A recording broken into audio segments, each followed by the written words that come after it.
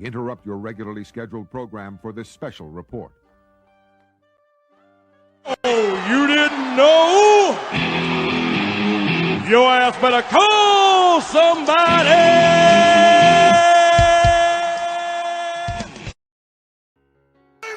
Awesome! You people bought a ticket to see me, so shut up! Sometimes I get so mad, there's no control. Ladies and gentlemen, just in case you live under a rock, I might you grab are a bat, looking I at the don't know, my youngest rap, my and blood best boils over rising like, star in oh God, professional here goes. I wrestling lost all today. feeling from my head to my toes. You said some shit that I can't let go, so just stay tuned for the rest of the show. So have you ever felt betrayed? Switches how you see things, realize something needs change. Cause I know you got me fucked up, let me show you what's up. Cause enough is enough. I'll take a face full of pavement just to make a statement. I know there's no turning back. Oh God, adrenaline wasted, so mad I can taste it. I know there's no turning back. I'll do what it takes, I ain't making mistakes like that. I'll bleed on your face just to make you go take it back. I'll lose my shit, I go crazy when I'm mad. And now you go wish you just a fuck up real bad. Shut up! Be the villain! And I have no problem at all, because I couldn't care less if you like me or not. I'm here for success, and there's no one more successful than Grayson Waller. Yeah! Let me talk to you. War game. What's up, everyone? Welcome this week's edition. We get in the ring and we're going to talk some pro wrestling all across all different companies. We got a lot to talk about. We want you to join the conversation here on the Sports Jedi Network, Heel of the Ring podcast. I got the one and only Chris with me. What's up, Chris? How are you? I'm great. Great to be here again for another week, another episode of just talking about what's going on in the pro wrestling world. I got to get caught up on all the wrestling for the week, so I'm just excited to talk about what's going on. Yeah, let's go. Let's jump. We got a lot of different things to talk about. We're gonna go chronological order from the week from. We're gonna actually start with Sunday's Genesis. When we last went off the air last Saturday, we knew that the card was anticipating for TNA pay-per-view. We got to watch it there on the playback. Now, of course, if you haven't subscribed yet to the Playback TV, come out to the Heel of the Ring Playback TV where you actually see the footage of the event and don't miss out. You see every minute of the action and not just clips of with someone in the corner making funny, goofy faces. So we ask you to come and join and watch along with us on the Playback. And we talked about Genesis. Up and down, we got a new TNA World Champion, Joe Henry. I mean, in a match that it delivered for the main event, with all the oohs and ahs, the pomp and circumstances, and Genesis. What a pay-per-view up and down, for TNA teaming up a little bit with some NXT action. What was your thoughts on that whole card? I thought the whole card was great. Me and you had a great time watching it on the Playback. That was a show that there was no matches that you could skip, in my opinion. And I thought there was going to be a couple of those, but man, I was wrong. I was wrong. Every single match from start to finish you couldn't miss it. You had to watch it. I'm really excited to see what the future of TNA. I know we had this partnership going on. I know it's gonna, we're excited to see the TNA wrestlers going to WWE. I'm more excited to see some of the WWE guys go over to TNA.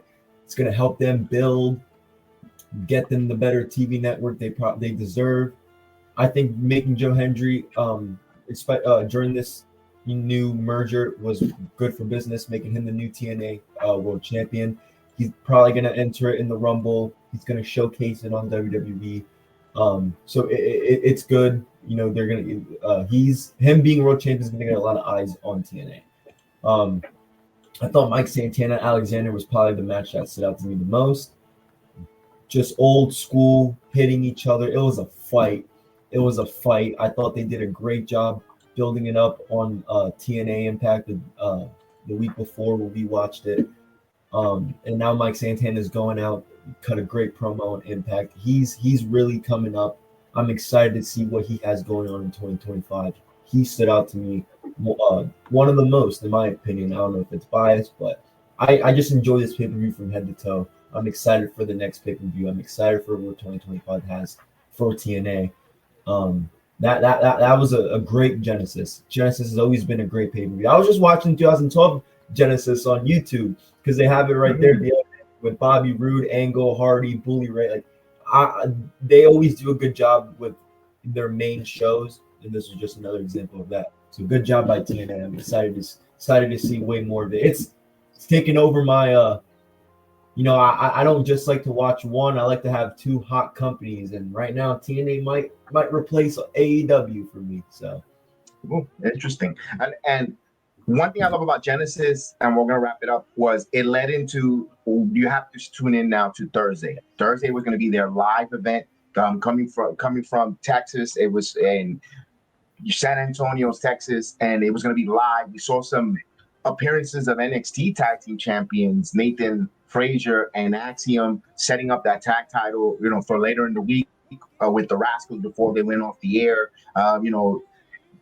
Marsha Slamovich, hardcore match, House of Orange with Rosemary, I thought delivered with Owedo. It was great. It was like, whoa, we thought that one might have been, man, I don't know if they're going to make that a co-main event, and they delivered. They were like, no, we have nothing to sneeze about here. Even the Ash by Elegance and Heather by Elegance taking on the knockout champion with Jody Threat and Danny Luna. Spitfire was on fire. Yep. No pun intended. I mean, even the shenanigans with Frankie Kazarian, coming out there getting clotheslined by JBL. What the hell is going on with JBL? So TNA delivered not a dull match there, and we'll leave for TNA, put a pin on TNA for now, because we're going to talk about them in a couple of segments from now when they come to their time on Thursdays. But let's go into Monday Night Raw. And on Monday Night Raw, a little bit of a mixed reaction here. We saw a lot of different things. We saw a match it kind of establish why he is a big deal in the WWE coming in, and he is going to be a major player, major star in 2025. Was Penta Cero Miedo taking on Chad Gable. I thought that match was really good there on not one of my favorite Monday Night Raws. I'm going to be totally honest with you. Give me your thoughts first and foremost. I want to highlight that match, Penta taking on the one and only Chad Gable. Chad Gable, yeah. Wait, are we talking about this week's Raw? Because did he fight Pete Dunne? Oh, did I say Chad Gable? I'm sorry. Thank you for correcting me. It was Pete Dunne. It was Pete Dunne. That's where I got I don't know why. I was too busy looking at the comments from Tony and also becoming a producer and editor at the same time here, and I said the wrong name. It was the one and only Pete Dunne. Don't call him Butch. If I would have said Butch, we would have been right into it perfectly.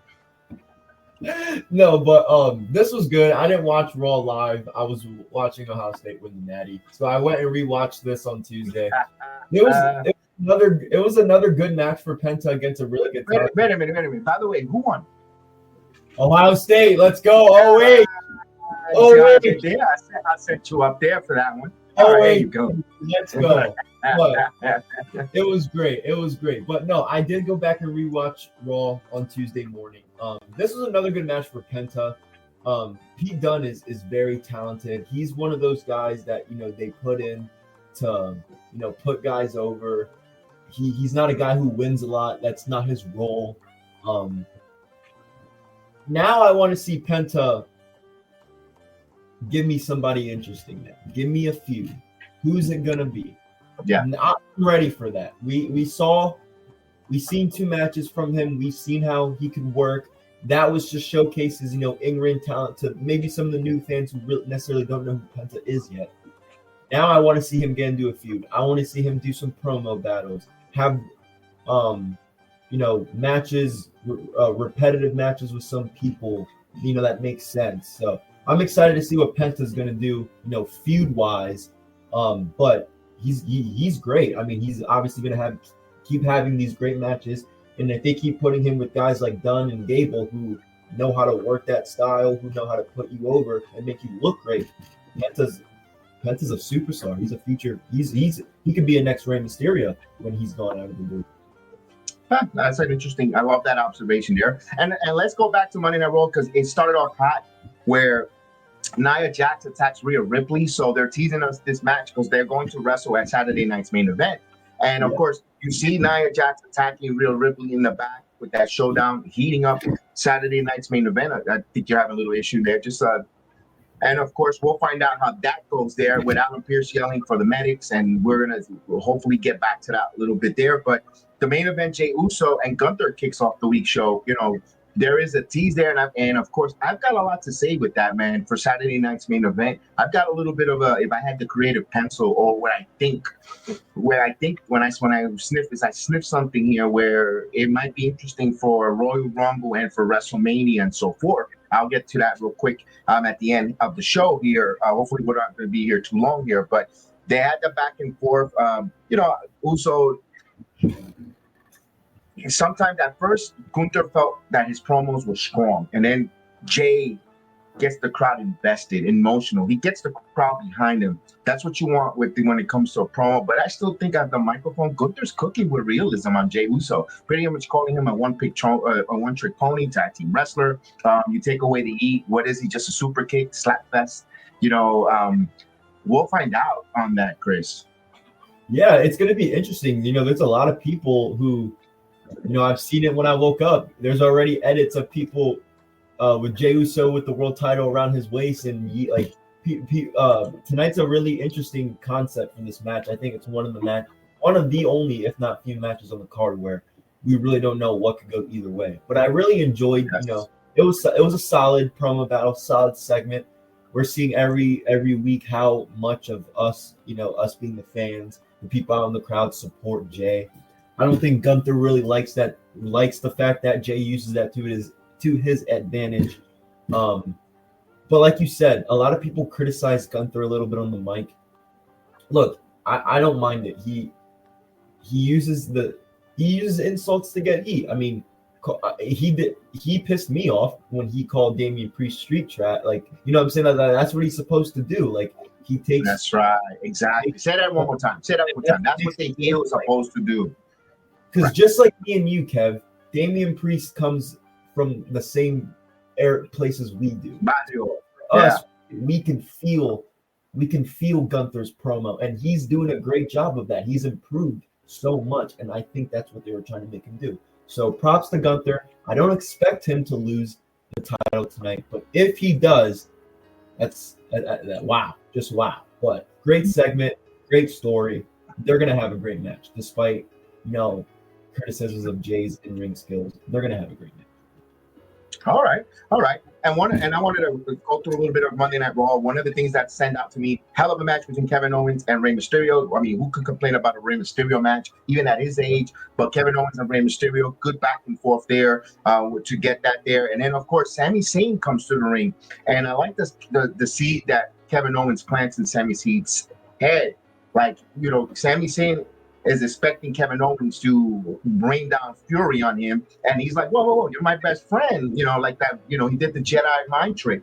He did the, he's really not going to attack me. He says, you do the right thing, kind of insinuating you're going to turn and take, cover my back because I'm your best friend, and we've been through so much thick and thin. When the time comes, I could call on your number and you should be there for me because we have a lot of history. Remember what we've been through, what trenches and what, up and downs we have gone through. You got to have my back, and kind of set in Sami Zayn that seed. They'll be like, you know what? This son of a gun's got some truth to his, bring his receipts. So interesting to see that dynamic storyline wise, how it plays out through the course of the Royal Rumble, Saturday night's main event tonight. And we even see that at the end of Monday Night Raw. One thing I do want to complain about Monday Night Raw is the timing of when they go into commercial breaks on Netflix. And I know everyone's going to say, it's because they want you to get the top tier, pay the extra money to get the top tier so you don't miss out. You don't go in, okay, I understand if there is that flaw, but you can still do it where you could want to make me buy the top tier without pissing me off and turning me off. And right now, I'm not liking Netflix Monday Night Raw. I'm being totally honest, and I got it. I didn't pay for Netflix because this is part of my my T-Mobile account, and all that good stuff. But you're starting to piss me off because I totally zoned out of a couple matches because you stopped it and you went into a commercial in the middle of a real good match. I started checking my emails. I went to see what's on X and everything, and then the match came back. I didn't focus right there. I couldn't give a shit. I'm gonna be honest with you. Don't do that. Learn from TNA, where they, if you want to give me a shitload of commercials for 4 minutes, do it in between matches. When they go, we don't need when they're going to clean the ring, when they're going to dust it off. You don't need it when they're about to lock in collar elbow tie up, or we get the hot comeback. Oh, we're going to go to commercial break. I can't stand that. You lose me. You totally, and especially we're in a generation supposedly where we have short attention span, and I'm one of those rare ones who will stick around and watch and like the slow build. But now you're getting to me and pissing me off on your timing, and I'm like, this is not USA where it's part of my cable deal or CW. This is Netflix where we're paying for this, and now you're going to load us with these crappy commercials where we're not going to carry the investment. Be careful, and be careful, Netflix and WWE. You're going to probably piss not just myself. You're going to piss off a couple more other people with that, and all of this because you're trying to chase the extra premium package. So you should just put it from the premium package. And you know what? If you were to tell the WWE Universe you could get the Raw without all these interruptions, but you have to be a premium member of Netflix, I think people will go into it, not just sneaky throwing some subliminal pauses to frustrate you, because you're gonna end up turning off everyone. You're just gonna piss people off. That's just me. I just did not enjoy that part. I think it took for me the experience of Monday Night Raw. I mean, despite the fact you had a Sheamus and Braun Breaker backstage setting up that Intercontinental title matchup at Saturday night's main event, Sheamus has not won the Intercontinental title yet in his illustrious career with the WWE. Braun Breaker, up and coming, rising superstar, to see that ready to go. We also saw Bayley. Again, Bayley comes across all of the wrestling platforms, taking on Nia Jax. We saw Roxanne Perez at ringside, getting involved, setting up for Tuesday NXT. Getting Nia Jax getting the victory over Bayley. That was a good one there. We saw some. Here's the one thing that didn't was Judgment Day. Didn't really hit with their backstage promo. We know that they're setting up a tag team matchup. It's going to be, it's not going to be Finn. Finn is out. Supposedly he's still recovering, but it's going to be Dominic along with JD McDonough. But they want to know, we see Chad Gable interrupt, and that's probably why Chad Gable fixed up with Pete Dunne there earlier, was Chad Gable interrupts and wants to know how to beat a luchador, and wants to know about the secrets of the luchador. Dave, and here is one. Who do you think was referred to Chad Gable on that card? There was a card that Dominic Mysterio gave him a card, and he said, really? give this person a call, and he is going to help you with the luchador problem. And then he asked him, who the hell did you give the card to? Oh, don't worry, you'll find out. It's some similar paraphrase. Oh. That's a setup for someone by the name of Aleister Black. Oh. You got to watch that segment one more time. I just went and watched the matches. I must have skipped through the back. There you go. Thank you so much. I think the devil might help him. There you go. So yes, as we got Ethan joining us from South Half, salute to you there. Over there across the pond, salute Ethan. Yeah, so that's an interesting area. That was a good setup there. But all in all, again, I don't want to take away from that match from Penta and Pete Dunne. That was a hell of a banger of a match. I think that's where they pissed me off, when they interrupted in that match twice. I think that's why I got upset with it, because I was really into that match, and then you totally took me off. It's like, that was the one that killed me a little bit. We're hearing that Logan Paul is going to return next week for the Go Home Show. So everything's setting up for the Go Home Show for the Royal Rumble next week on Netflix. We have the Fusion Collection taking on Damage Control. One thing there that I want to give kudos to Zoe Starks with that damn missile drop kick that looked phenomenal, hitting Io Sky. Of course, Damage Control gets the win. I don't know what happens to Pure Fusion Collection going forward. They're not touching base or hitting on the fan base. That loss there without really getting heat.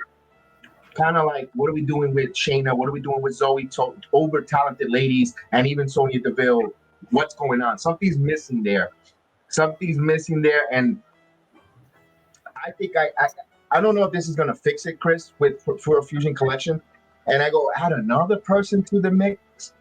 I think, you know who I think they should add in the heel run with them and let her be the ring general or the ring leader and call them the Heart Foundation? Natalia Neidhart. She's not doing nothing right now. It ain't gonna hurt. It can't be any worse than they're giving us right now with Pure Fusion Collection. Have them come out pink and black, Heart Foundation, Destruction. They're heartbreakers. Even whether you like them or you're male or female, you know, not for nothing, regardless of her orientation. Sonya Deville is a pretty woman. So as always, you know, you might have some people might like the Shayna Baszler, whatever the case is. Natalia, let them go out there be heartbreakers. Go out there and kick ass. They're women who could beat your ass.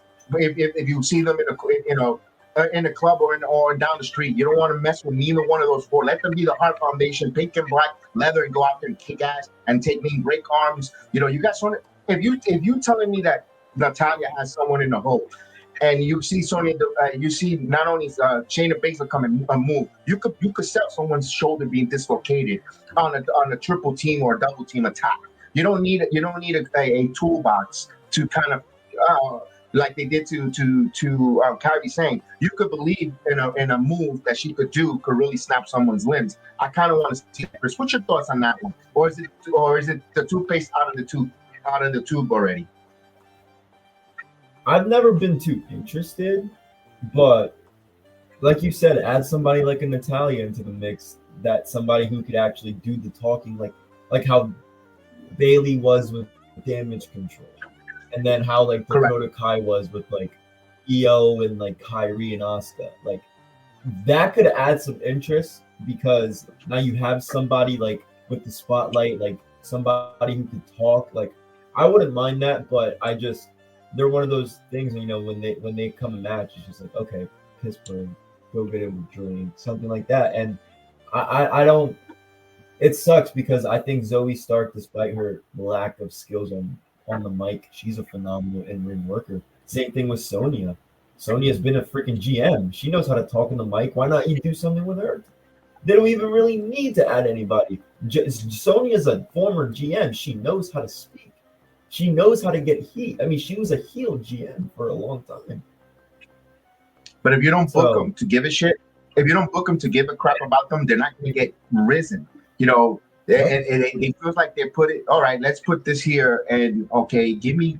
And again, I want a kind of a storyline with them. Why are they together? Why? Is there because, you know, we're not the heartthrobbers. You know, that's why I like the Heart Foundation. We're not the most heart-thriving or people's heart. And that don't have to be about beauty and looks. It's about caring or giving or paying attention to their matches. Well, do I have your attention now? They're the Heart Foundation because they're breaking hearts. Now they're breaking people's heart, you know, emotionally and investing, and also in their favorites. And that's why I kind of like to make them a female version of the Hearts. Just come out there and kick ass. They don't have to all be, you know, they're under her umbrella. I kind of would like to see that where they go out there and they're just wreaking havoc. They're out there and, you know, they let them go across shows and platforms, beating up the, you know, oh, you think, oh, and just say certain things like that. Kind of, and I don't want to compare it, but they should go out there, what people will love the Death Riders to kind of be, and of course, that's not hitting on that company. We'll get to that in a second, but they could kind of borrow a little bit of that, going out there and beating people in the back, the ladies, then go, you're not kidding. We weren't in the Intercontinental Tournament. You could make that storyline with the mid-card title, with the Intercontinental. Oh, we none of us were part of the tournament. Bam, I'm going to take this pretty girl out. I'm going to pick this one. Oh, now do we have attention, Adam Pearce? Now can we get it? You know, we're coming for that Intercontinental title, no matter which rendition or the tag teams, and make them important and relevant, even if it's for a couple of months and so forth. But now you're like, damn, I kind of want to see these girls get their asses handed to them because they were taking out a couple of our faves. You know, and even if you want to, after the Rumble, give a couple of ladies a couple nights off, wear some kind of injuries, but they return for Mania. That's where you could do that, where you get some storyline investment with that. But we'll see how that goes. We'll close out Monday Night Raw with the main event, Rollins versus McIntyre, where we see Sami Zayn. Did he come out purposely to hit Rollins with the Huluma kick, or was that total accident? Chris, what's your thoughts? Is that the seed there planted by Kevin Owens? Kevin Owens hates the bloodline and wants everybody there. Sami Zayn, listening hard, throat. What's your thoughts on that one? Great match. I mean, these are two of WWE's biggest stars. No, you did. I love how Netflix, despite of some of the issues, they're giving us big matches like this. Seth versus Drew. It was hard to predict the winner because so much right now, they're both kind of off the CM Punk feud. CM Punk's kind of won, I think Punk's moving on. I think these two right now are kind of don't know what direction really to head. So I think these two going at it with each other makes sense for now. I'm not surprised Rollins won. I think he's going to get a big push some way in 2025, whether it's winning another world championship or being in another, spotlight big match like he was on Netflix. I'm just now the only thing I'm confused with about Drew is this is the second week in a row he lost without taking a finish. Second week in a row he lost without taking a finish, according to my research. That's interesting because he's on a I guess we can say he's in a slump of losing, and that's not helping him, be this dominant guy he was portraying at least to be while he was against Punk. I think Drew, and I've said this ever since the Punk and Drew feud ended. I don't know what we're gonna see because I think Punk was his perfect dance partner in a sense. Like we saw the best. Always get back to that. You can always get back to that. There's a way. Yeah, you can always get back to that. So until we do, I'm I don't want to say I don't know because there's obviously so many. You can put him in the ring with anybody and it will be great. But I'm curious to see what direction they take with him because he's losing 2 weeks in a row and he's not as hot as he was when he was feuding with CM Punk. That's just my honest opinion about Drew. Okay. I mean, we'll find out what happens to Drew. I'll get that something about, with the Rumble. He could be one of the final four at the Rumble. If you tell me at the final four, Drew McIntyre is out there where, something happens where let's say a Roman Reigns does eliminate of Drew McIntyre. Now he's still more heat against the bloodline. He can't stand the bloodline because they got him gone. CM Punk and there's so many possibilities there. We'll get to preview the Rumble. I want to go a little tiny more. We'll put a little rapid fire on the week. Of course, I don't want to do 6 months of wrestling in 30 minutes like all elite wrestling, but we'll do the next one. We'll move on to NXT. We'll get. Oh yeah, I got a little tongue whipping for their asses coming up. Of course, we got NXT. All in all, I'm gonna put this here. Wasn't a fan of Netflix Monday Night Raw on the 20th. Wasn't a fan. I thought to me that was a C+ or a D- show. I didn't really too much with the commercial placing and stuff like that. The in-ring, of course, they had some good ones that will save it from becoming a total snooze fest, but it was just not one of my favorites, to be honest with you. Let's go to some NXT here. With NXT, when a lot of people gave it heat, and I don't get sometimes people's viewing. Again, maybe you don't agree with me. Maybe you liked it. I tell everyone, at the end of the day, as long as you're an island of relevancy, when I mean island of relevancy, that's your own opinion. You're not a parrot. Or you're not copying and pasting it, someone else's take and making it seem like it's yours. Be your own island of relevancy. So to me, I'm an island of relevancy when it came to NXT. I thought NXT was really good. Everyone's complaining about too many run-ins, too many champions not retaining. But this is a show that's setting up for week after week watching. You complain about the flip-flopping of the titles. They just changed the NXT champions. You're not expecting Tony D'Angelo to drop his title immediately to Rich Holland. And by the way, that was a really good opening match there. That's one of my highlights there, to see Tony D'Angelo versus Rich Holland, where we saw the shenanigans of a story being built with the family that is Tony D'Angelo's family and the misfits or the outcast or underappreciated wrestlers that Sean Spears is trying to gather, or the misguided. I like what Sean Spears, because they're doing it slow and steady. They're not rushing it. They're not cramming it in with he's recruiting so and so. Now they're slowly building where a feud where it's simmering. Nice simmer with the D'Angelo family, Chris. And we saw referee distraction. Izzy Dane, that one caught me. Izzy Dane comes in with the pump kick to the face of Rich Holland, allows Tony D'Angelo to hit his famous spine buster for the victory. What was your thoughts on that one opening segment or the opening contest? I didn't catch too much of NXT this week, so I will be honest. I got to see some of the ending stuff, but I did see some of the beginning. Mm-hmm. This show, I didn't think it was bad. I got to still watch like the last 45 minutes, but from what I saw, it seemed like a pretty good normal NXT show. I did see the Bailey interaction, hear him come out there, Cora, and then got into it. But the NXT is good. I'm not gonna say too much about the opening because I don't really remember too much of it. I had such a crazy game Tuesday, but NXT I think is doing what they're supposed to do. They're getting more viewers. They're gaining more fans. I mean, I wasn't myself that big into NXT as I used to be until recently, mid 2024, I would say. And I think that's what NXT is trying to do right now. I don't think they're trying to put on the best, promos or 5 stars.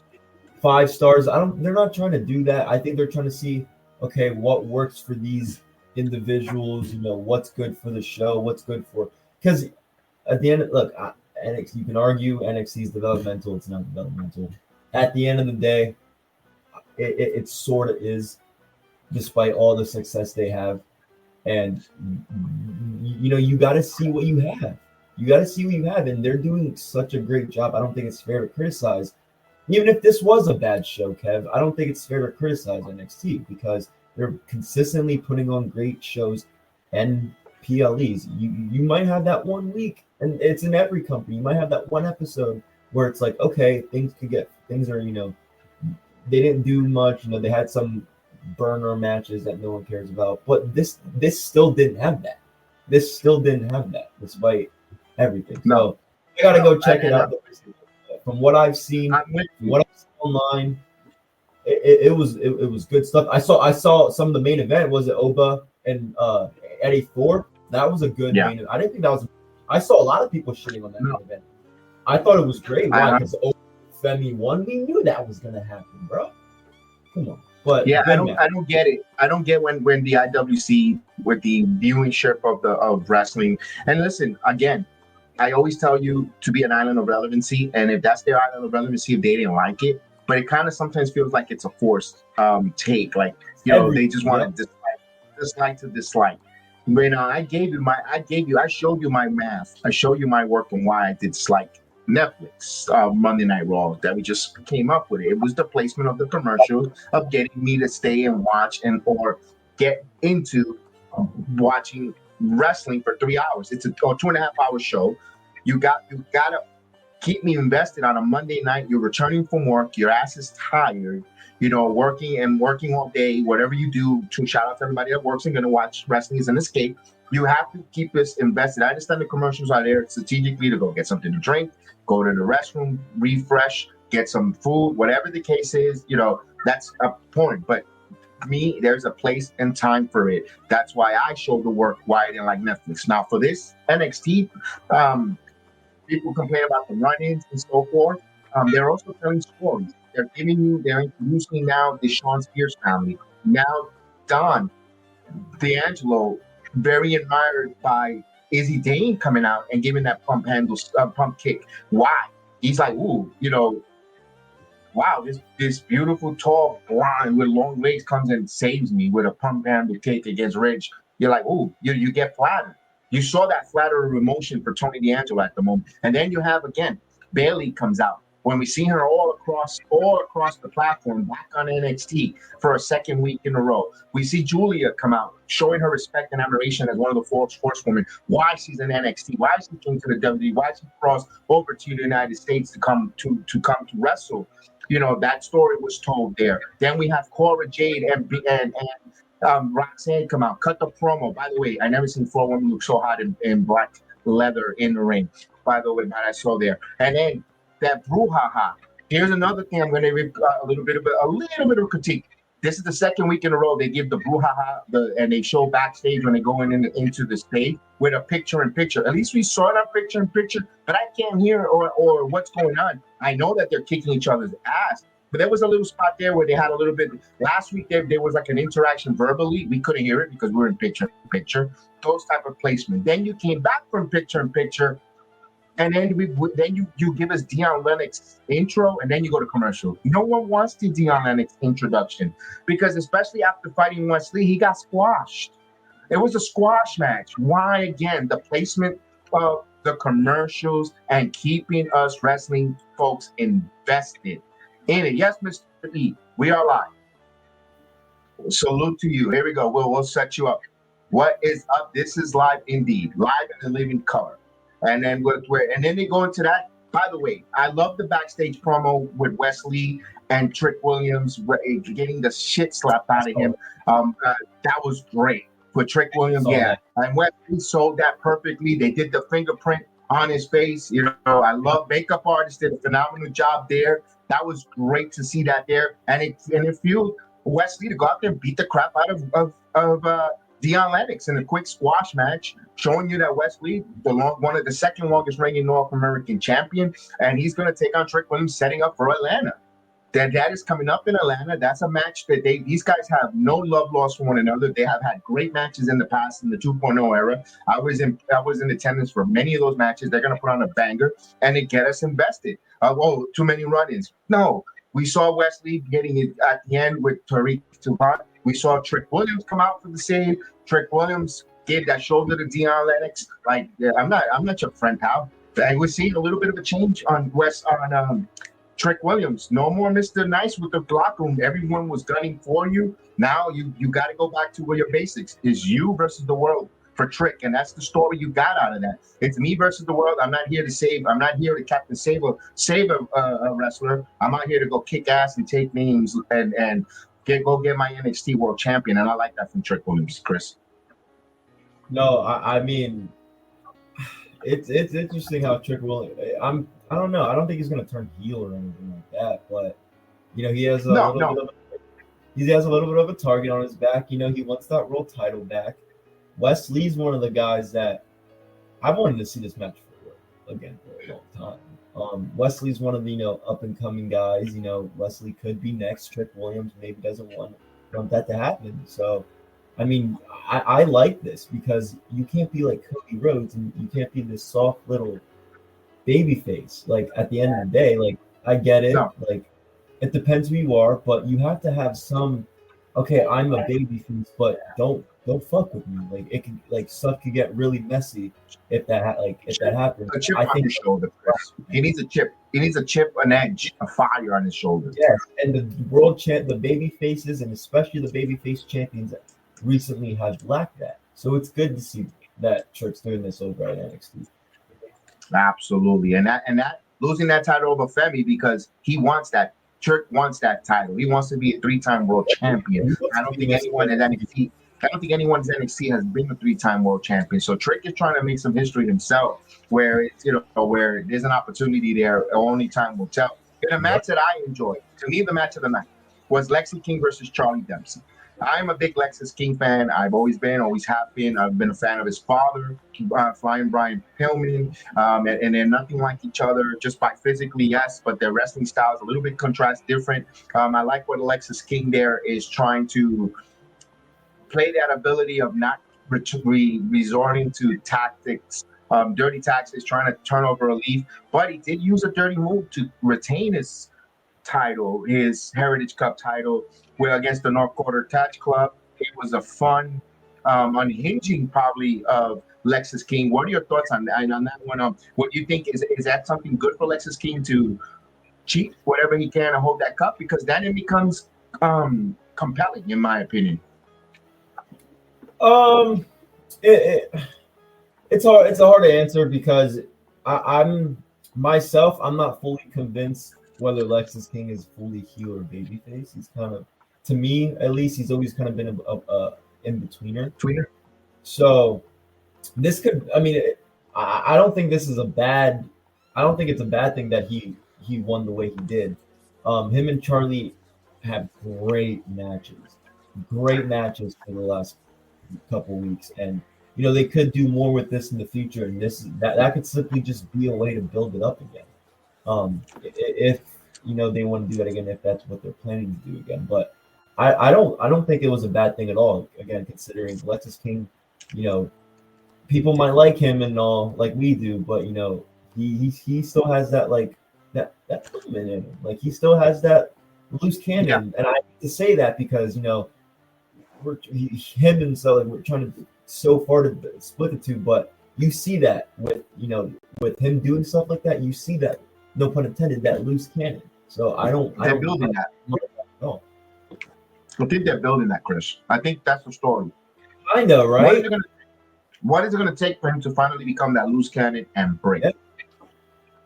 Could it be losing the Heritage Cup championship? Losing the cup. I think so too, because we saw the effect they had on Noam Dar. That cup has, again, storyline related with the NXT, and everybody says, "Oh, that's where storyline is important." That NXT Heritage Cup does things to certain holders of the cup.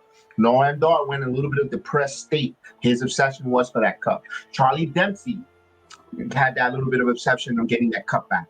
Can this be the final straw that pushes Alexis King to be that loose cannon over the top, embrace the dark side, of course, a Star Wars reference, of the dark side, and join me and fulfill his destiny as a loose cannon in the Pillman legacy? That's a great storytelling development. Even if you're not a fan of Lexus King, that's there right there. All right, so let's get some shout outs here. We got my man Elliot. Elliot, say some yeet. Now, of course, Elliot, can't wait to get back soon because we got a partner here for some NXT from AEW watch along and coverage. So Elliot, he's a big eight, and we got Chris. So I can't wait to pair you guys and go crazy on the All Elite Wrestling podcast. And we got Krista Flash. What's up, Chris? How are you doing, brother? He's at work. Salute. Absolutely. Thank you for the love and support. Don't forget, check out Chris the Flash channel as well. Appreciate you there. And of course, we're going to get right to this is something that is weird. I hate to say what I'm going to get into this next segment, where the match between Jada Parker and Carmen Petrovic. The IWC or the talking heads want to say that Jada Parker, when she came out, had no pop. The crowd was crickets, quiet. You guys don't know the deal. Jada Parker in that NXT crowd in Orlando, she is beloved. To me, they were not quiet. They were not quiet. That's you guys pushing that stupid narrative of what she tweeted like, because I don't want to sound like I know inside stuff. There's a lot of people in that crowd that are Jada Parker Uber fans, and they weren't quiet. So stop with the narrative, the push. That there was no push. There was silence. There were crickets when she came out. That's all I got to say with that, without giving any peek behind the curtains. That I live in Orlando, Florida, by the way. How does he know? I live in Orlando, Florida. I know a lot of people that attend the Performance Center. I used to be a Performance Center attendee. Of course, because of work. I'm not gonna go into that. I don't go. It's been a while. It's been a year I haven't gone. But I'm telling you, she's got a lot of people supporting her in NXT in the Performance Center that was sitting in that crowd. So the fact that you're making up, fabricating that she had crickets and no one behind her, stop it.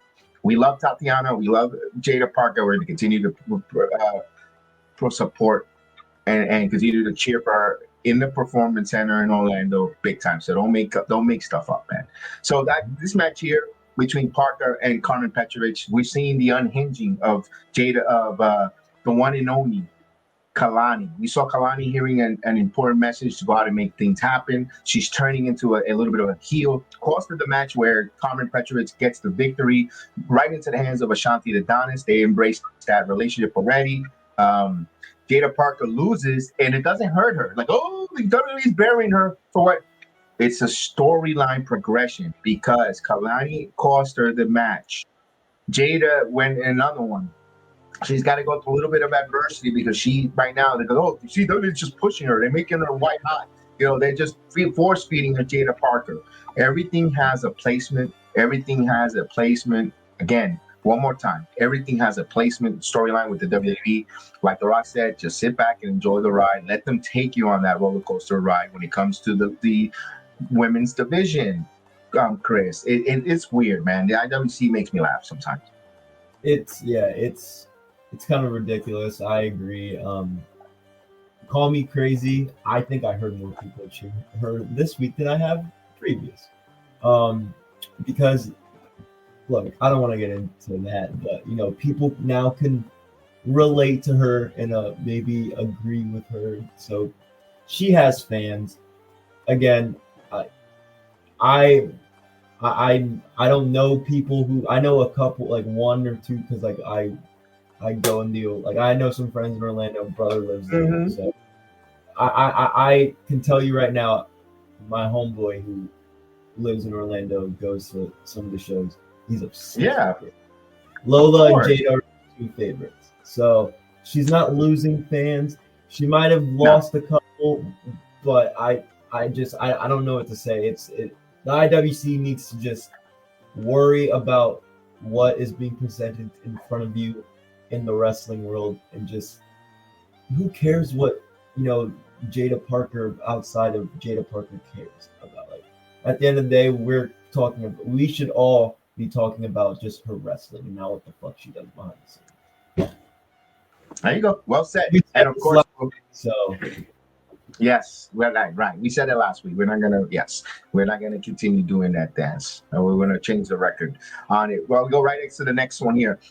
And of course, something that we saw develop earlier was the Sean Spears group. You're gonna have now Nico Vance, Brooke Jensen taking on Stax and Luca Crucifino. But the storyline here, a big time here, we get Vance and Jensen win, but over Crucifino and Stax. The only difference is the Don did not accompany them to the ringside. They were waiting for him because he was having a conversation with Izzy Dane. Now, Izzy Dane, we've seen that Sean Spears is trying to recruit her. She is repulsed, does not want to hear anything from Sean Spears, but she helped with the punt kick early in the match to get the Don the victory. Don is showing, want to say, a little bit of a gratitude or mesmerized by the help from little human side from the Tony D'Angelo. He's not only just talking about business and monkey money or underboss stuff. He's got attention. The female got his attention there of the Don. You know, for whatever reasons, maybe an admirer, admiration, whatever the case is. That's part of the storyline. We got to find out as it unfolds for us. We see the family come back and kind of question, "Where were you? We needed you." He goes, "Guys, you've been doing this for a while now. You really don't need me. You guys got all the tools. You guys kind of like figured it out for yourself." Kind of separating himself from that mob mentality, or, you know, you need me, or codependency. You guys can do this on your own. I like where they're going with that with NXT. We'll find out. Nothing breaks up with the Beatles than a Yoko Ono. Just keep an eye on that. If you know that reference, if you're old enough, you know what I mean. So we'll definitely see where that goes there. And we get to the main event, Eddie Thorpe versus Obafemi in a match. We saw Grayson Waller and Austin Theory. It's going to set up a Grayson Waller effect in Atlanta with Obafemi, their guest. Find out there, of course. And we see that good match back and forth. Eddie Thorpe does not come victorious, although we saw up in the stage there, the Grayson and Austin Theory keeping a close eye of the world champion. Back and forth. We saw Trick Williams come out at the end, stare down with Obafemi. and is setting up for Atlanta. What's next for the world champion? Is it Trick Williams rematch? Does it take Eddie Thorpe out of the world title picture now that he lost cleanly to Obafemi? Is Austin Theory or putting his name in the hat for against Obafemi for Vengeance Day? You know, they like to put a main roster wrestler on there to wrestle and draw the house for the pay-per-view or premium live event gate. All those questions we'll find out in the Atlanta. I thought this was great. I love the counter, Thorpe's counter in the Hurricanrana. I thought it was great. I think Eddie Thorpe, to me, being in this world title picture, even if he's not going to be on no more, to me opened up a lot of eyes with Thorpe, his wrestling ability, and can hang with the main eventers. So I want to give Thorpe a credit for going over without going over in this NXT opportunity that they gave him. So bravo, Eddie Thorpe. You made me invested and want to see more of you. I thought that they cut him or they release him. It doesn't hurt them. I couldn't care too much. But now after that run, faking your injury to get the world title, all that storyline that they put him in, he knocked it out of the park for Eddie Thorpe. I wanted to give him his flowers and his props. And for Obafemi, he's the world champion everybody wants to see, Chris. So all in all, I thought NXT was a great show, a really good one, very fun. So, if I tell you guys to watch that, again, be your own islands of relevancy and take a look and be your own opinion, form your own opinion on the action of wrestling as well. So, all right. So, Chris, are you ready for Wednesday? This one I'm going to lean on you heavily.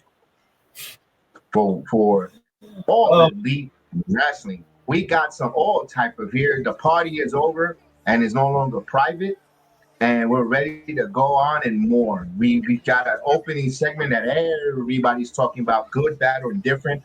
Was the Kenny Omega Will Hairspray coming out? Back and forth promo with the Don Callis family coming in and interjecting. We got some moonsault from the top of the tower. By the way, NXT rating 813,000 plus, if I'm not mistaken. Let me make sure I see that correctly. 812,000 watched that for them. For All Elite Wrestling, they had that going on. That opening 15 minutes, it had the wrestling buzz for the world, for good, bad, or indifference. Chris, give me your thoughts there on that opening whole segment and all that. First off, I don't see the problem. Will Ospreay and Kenny Omega are your biggest stars. I've said this since Kenny was announced to make his New Japan run. I think they need to build this company around him, Ospreay, MJF. Yeah. They need to do it. Guys, I'm what the fans and I'm what Tony calls the sicko. I've been an AEW fan since day one. And I can tell you right now, they're trying to do something now because you have your stars, your main names on the show first. People aren't going to click away. People are going to be like, okay, at least let me see what Ospreay and Omega are going to do before I click away from the channel. That's what's going to happen. That's what I did. I didn't watch this full show. The show fucking sucked. I didn't watch the whole thing, especially the main event. The main event was hard. The match was good. The storyline surrounding it was horrible. But this was not bad. It pushes the idea that Will Ospreay and Kenny Omega don't get along. You pissed them off. Hey, he took over my show. What are you doing?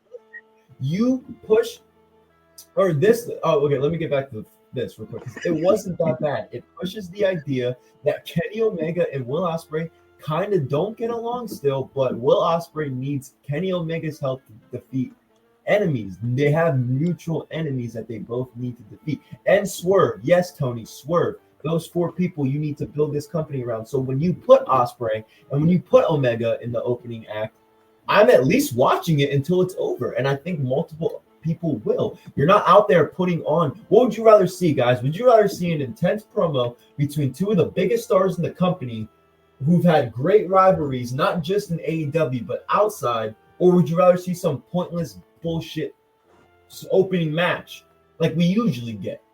Orange Cassidy? I think this was the better opening, in my opinion. A little Orange Cassidy? Put my hands in my pocket. Fucking pockets in his hands? Come on now. Orange Cassidy is the worst. I've never said anything good about him, never will.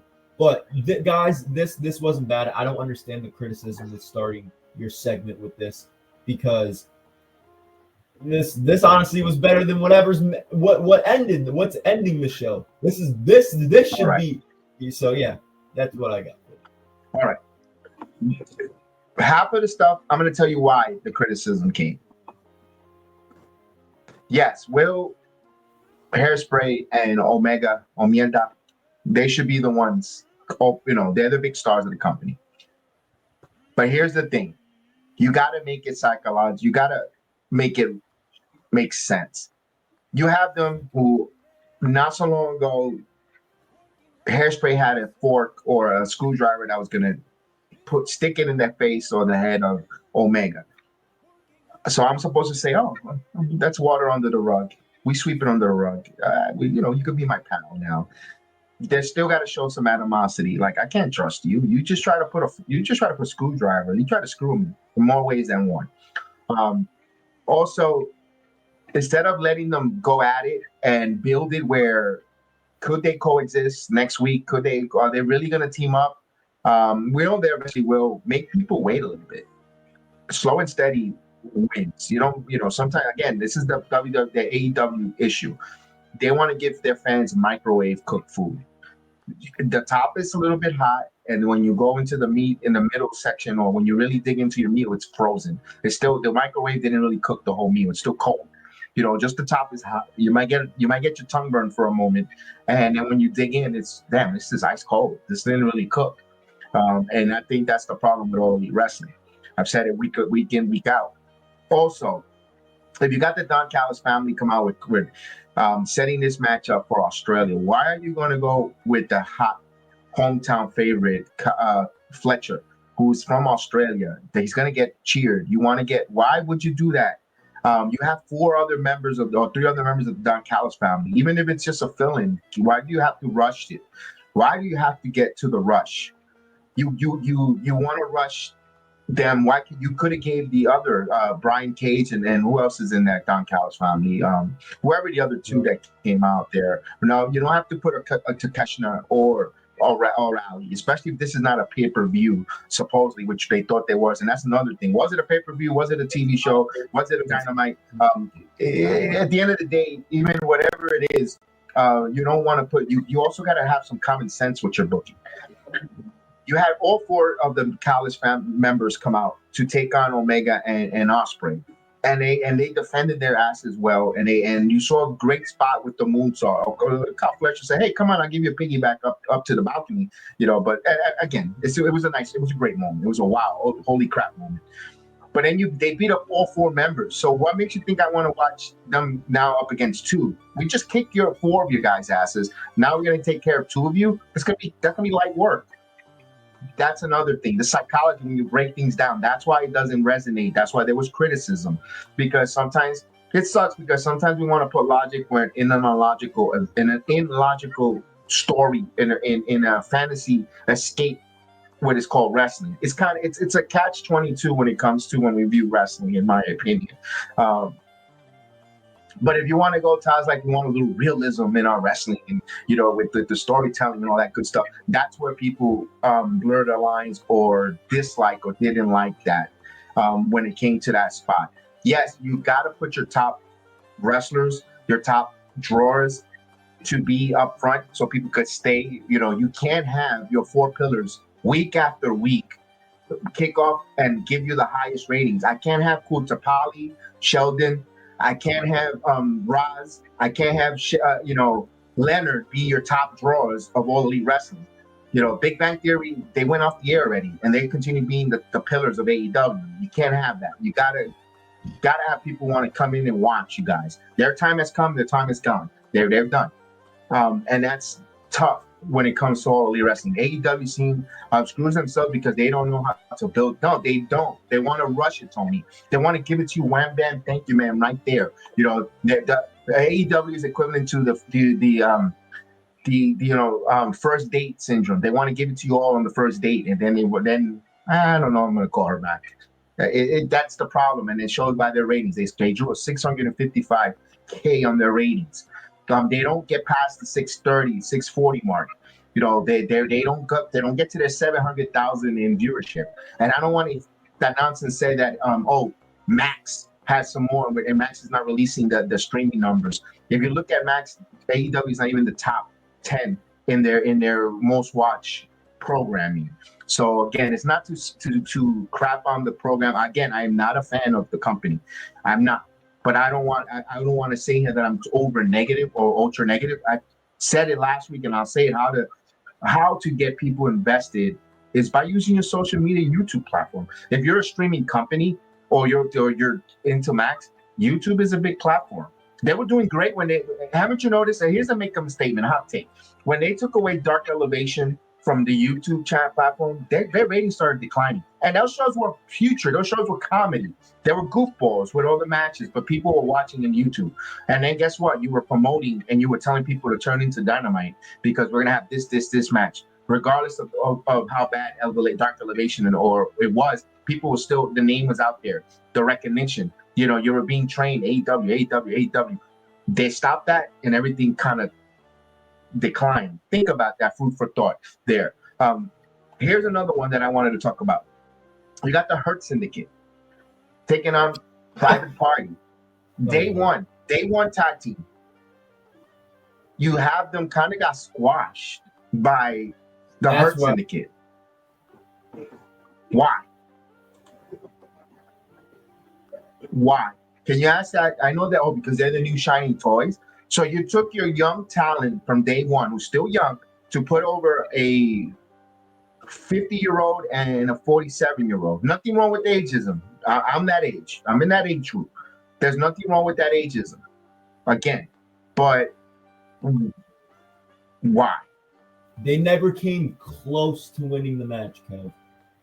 They didn't even come close. These guys are the same. This is the same tag team. Guys, I can give criticism to AEW. I hated this fucking show. I'm not one of those guys that are gonna be delusional, at least not anymore. This sucked. This was a bad tag team match. How do you have your tag team champions who are young guys, right? Who haven't had many opportunities since being in AEW. They beat the fucking Young Bucks. I got it, yeah. This company, the pioneers, the greatest tag team of all time, the greatest tag team in AEW history, New Japan. It's unforgettable. This makes it unforgettable. The reign sucked. And now you could have at least had them have a match. You didn't have to go out there and had Bobby Lashley. Like, we knew they were going to win, but this was a squash match. I mean, Private Party didn't have a chance. They didn't even get their main moves in. It was literally just Shelton and Bobby just squashing. I hated it. And this doesn't make the Heart Syndicate look any better. This doesn't make them look good. They're not working with anybody on their level or anybody who can contribute to tag team wrestling like they probably can now. I think you should have let Private Party win this match, build their credibility a little more in the tag team division, then have this match again, then have the Heart Syndicate win it. Now you have no tag teams. Now it just makes Private Party. Now it makes us all look stupid. I didn't like it. I didn't like it. You could have at least given us a match out of this, not just have the two WWE guys go in there and win. You know what I mean? And that's the problem. Now it throws the shade on the ex-WWE narrative, where we don't want to hear that, but the owner books it that way, and he contributes majorly to this tribalism that is right now in the IWC. It's him. He's from day one as him, and everyone says he's been great for wrestling. He's been putrid for wrestling. There has never been so. He was not. I could go sit here for hours to tell you and bring all the many examples there. People, you know, just because you spend money, like yeah. I tell you this much: his family's, they're horrid for Jacksonville football in Florida. His dad's the worst. Exactly. The worst. The proof is not far. You know who's in charge of their analytics and Tony Khan. Tony, like, Yeah, exactly. really? So he's supposed to be running a wrestling company, and he's supposed to find out their analytics and tell them which players to sign in the NFL, and who's scouting who's going to be the next up and comer blue chipper in the 7th to 6th round for the Jacksonville Jaguars. It's inept. It's inept from the football and all of NFL. And listen, I'm a Jet fan, so I can't sit here tooting my horn. My organization is a joke as well. But they're at least Johnson & Johnson, they only on one thing. They're only worried about, because they don't even run the products. They're only running about the Jets dysfunction. This guy wants to dip in and spread the dysfunction across wrestling and NFL. And it's, my goodness. Private party, where do they go with this? With private party. Now, do you really care? No. It's the same. You know what they got into? They became Austin and Colt Dunn and the Acclaim, where they were hot for a little bit, and now you don't really. Okay, who cares? Don't really care. MJF said the best promo about Tony Khan. Yeah, exactly. Tony Khan exactly with that MJF there. I feel bad. This is what they could have done. If they were going to take the tag team titles from Private Party, they should have, and to be honest with you, it should have been MVP and Shelton Benjamin winning the tag team titles, not Bobby Lashley. You didn't bring Bobby Lashley in to be a tag team champion. You brought Bobby Lashley to be a main eventer, a world title contender, or TBS champion if you want to go that route with that mid card, or one of the All Atlantic titles and so forth. Not a tag team. I think Bobby Lashley did a disservice. You telling me Bobby Lashley steps up with his Hurt Syndicate to the Death Riders? All right, you guys want to be Death Riders? We're gonna hurt your asses. And we're gonna hurt you. We're gonna take your name and we're gonna fucking kill you. We're gonna just like here's my calling card. Yeah, we're gonna hurt your asses. We're gonna take that briefcase and we're gonna shove it sideways and we're gonna stick it up your ass. No. They put him in the tag team. That's the issue. Why? Because they were and I hate to say it, guys, because they were the other black tag teams that they're gonna put him in. It seems like they book to race sometimes when it comes to All Elite Wrestling. Why? Who cares? It's matches, it's wrestling, it's investment. Who cares of the creed in the race? Who gives a crap? Go out there and put me. I want to see Bobby Lashley knock the shit out of John Moxley. You couldn't. No. Especially the Death Riders has not hit at all cylinders. Listen, it's time to pull the plug on that. That's terrible. It doesn't work. It's cringe. Yeah, you got guys sitting now. Private Party will join a long list of people sitting at home. Speaking of sitting at home, now Dr. Big Breaker wants out of All Elite Wrestling. Now the reports, here comes the hero. Here comes Captain Sabacon, Sean Rod Sapp. Oh, wait a minute. She's got 2 years left on her contract with health time, so she's not going anywhere. No one asked you. It's a privately owned company where we don't know when the contracts are or when they come out. So the fact that you're coming out throwing names on our timeline, I got to the point with All Elite Wrestling, when I see them finally in the WWE, that's when or in TNA or elsewhere, I know they're free from their contract. I don't know who has what, who signed what. I don't even believe Malachi, aka Aleister Black, is actually free, even though they cut a promo with Julia Hart and Jamie Hayter, another two that they were uber hot, on fire, and no one gives a shit about neither one. Julia Hart, before getting injured, everyone's sweetheart darling. Julia Hart, TBS champion, she is great. She's grown, 22 years old, young face of the company, growing up in that mid-card title. No one gives a shit about her anymore. That match with her and Jamie Hayter and by the way, that was Jamie Hayter's first time ever cutting an in-life promo ever in All Elite Wrestling. Everything was backstage. Everything's backstage. Yes. Go ahead and check my fact. I just never realized that. Holy shit. I'm telling anyone who could hear my voice, fact check me. If I'm wrong, you can email me, bsjedi76@gmail.com, and tell me you were wrong, asshole. Simple. That's that. Simple. That's the girl that everyone thinks is the star, could or should be the star of the women's division. That's left. She came back as a Dollar General Becky Lynch. Come on. That. So you couldn't sign her.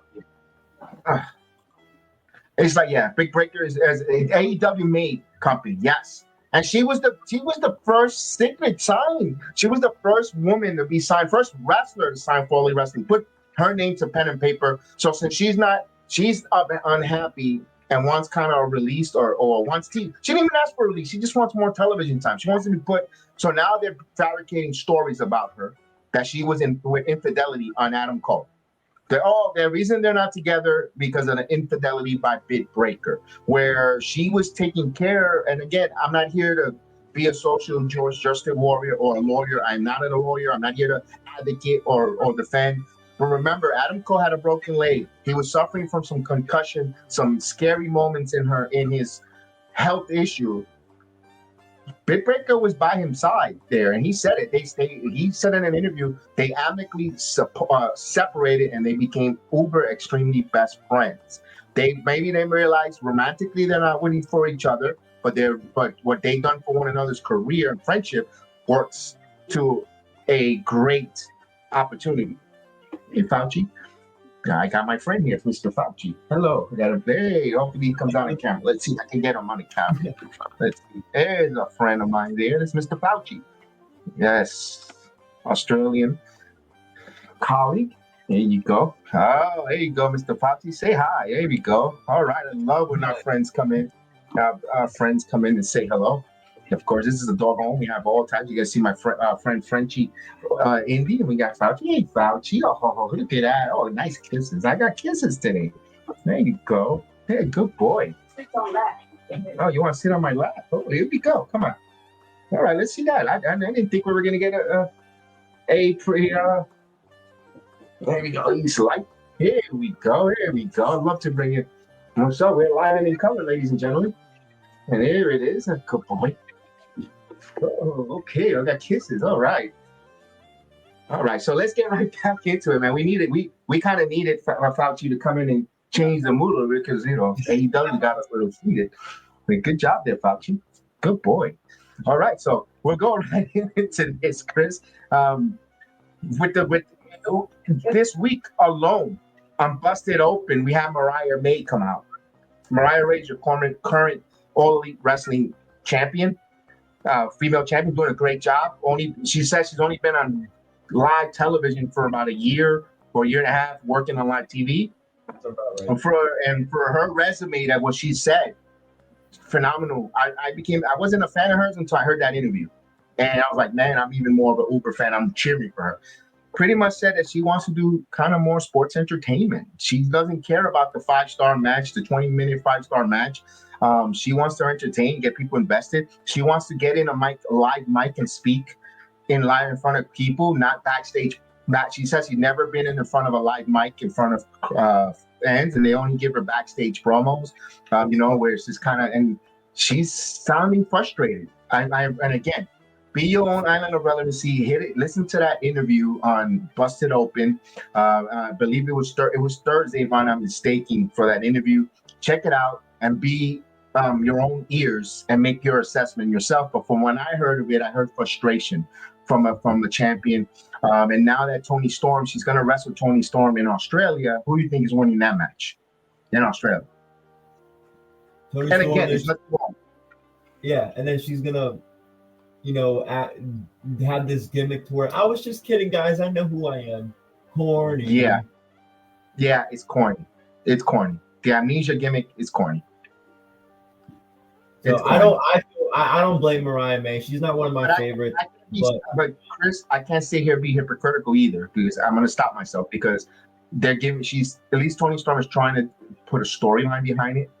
And when we're complaining about that, there's no storyline. So I gotta stop myself too and apologize. And I don't want to be hypocritical, because I am now by saying this sounds corny, but at least they're attempting a storyline with Toni Storm with the amnesia. So I'm gonna stop myself and correct myself and recognize that at least they're trying with a storyline. I gotta give them a kudos. I gotta give them the good old college try, the good old thumbs up when it comes to Toni Storm. It's not just go out there and take it from her. So we'll find out. And of course, they have so many women on that roster not doing much. Now, Deonna Purrazzo is the next one to complain about lack of television time. They had her now in Ring of Honor wrestle. She didn't sign the Ring of Honor. She signed to be in Dynamite. to be on their main television show, not just Catastrophe on Saturday nights and Collision, but to be on Dynamite on Wednesdays.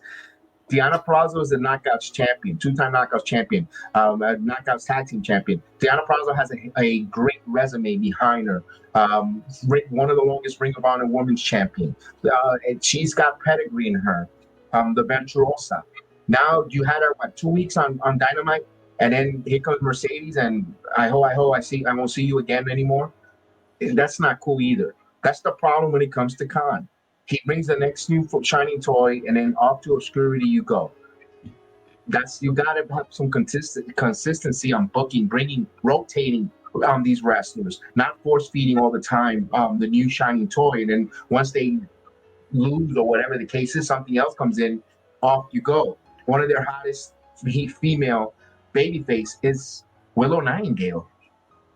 You telling me Willow Nightingale shouldn't be in a main title picture run? And I hate to sound like that person, like, oh, I kind of, be honest with you, out of all the women besides Mariah May to kind of come because she wants to grow, it's Willow Nightingale. You put her in the WWE, she's going to get that same babyface run that Bianca Belair gets. Little girls would love to be, you can market to young ladies, young girls with a Willow Nightingale in the ring. Willow Nightingale is in the wrong company. Yep. She goes to the WWE machine. My goodness, she will be the babyface times 2 of Bianca Belair. Bianca Belair you could put some heel in Bianca. You could see where she is. They're not going to do it because of the braid, the tail, and the women. Little girls look up to Bianca. Willow is right in that level. And if Tony Khan will wake up to see that what Willow Nightingale's there, I mean, my goodness, it's not in Mercedes. Mercedes is the best wrestler for female they got there. It's Willow Nightingale should be the face of the women's division, because if you want to grow your crowd, your viewership, Willow Nightingale caters to the young ladies, the women, where she's that wholesome baby face. They have to tap into that. They have to tap into that there, and I don't know if they will. I don't know.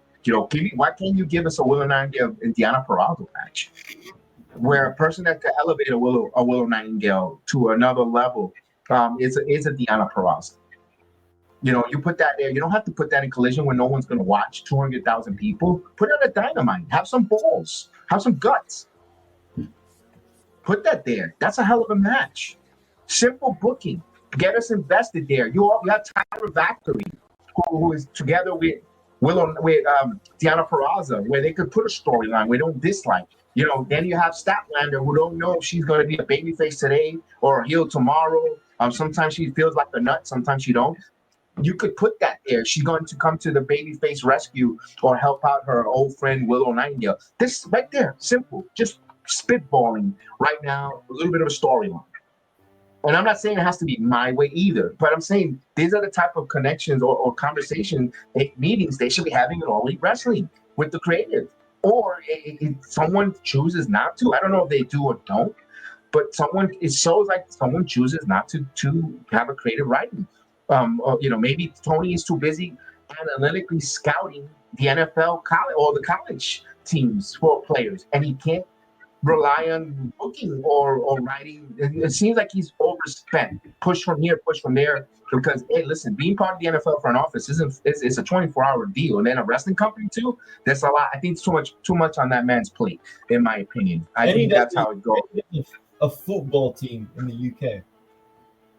Look at that. That's another one. So there's so much. I think that man has too much food on his plate for him to delegate. He doesn't trust anyone to delegate, or he's not surrounded with the right people to tell him, I don't think this is the right thing, which in the wrestling business, he's got a lot of good people there that are just stealing money from him. All this thing about Dustin Rhodes, where's his influence or thumbprint in All Elite Wrestling? If it is, it's a terrible he's far away from his father's booking.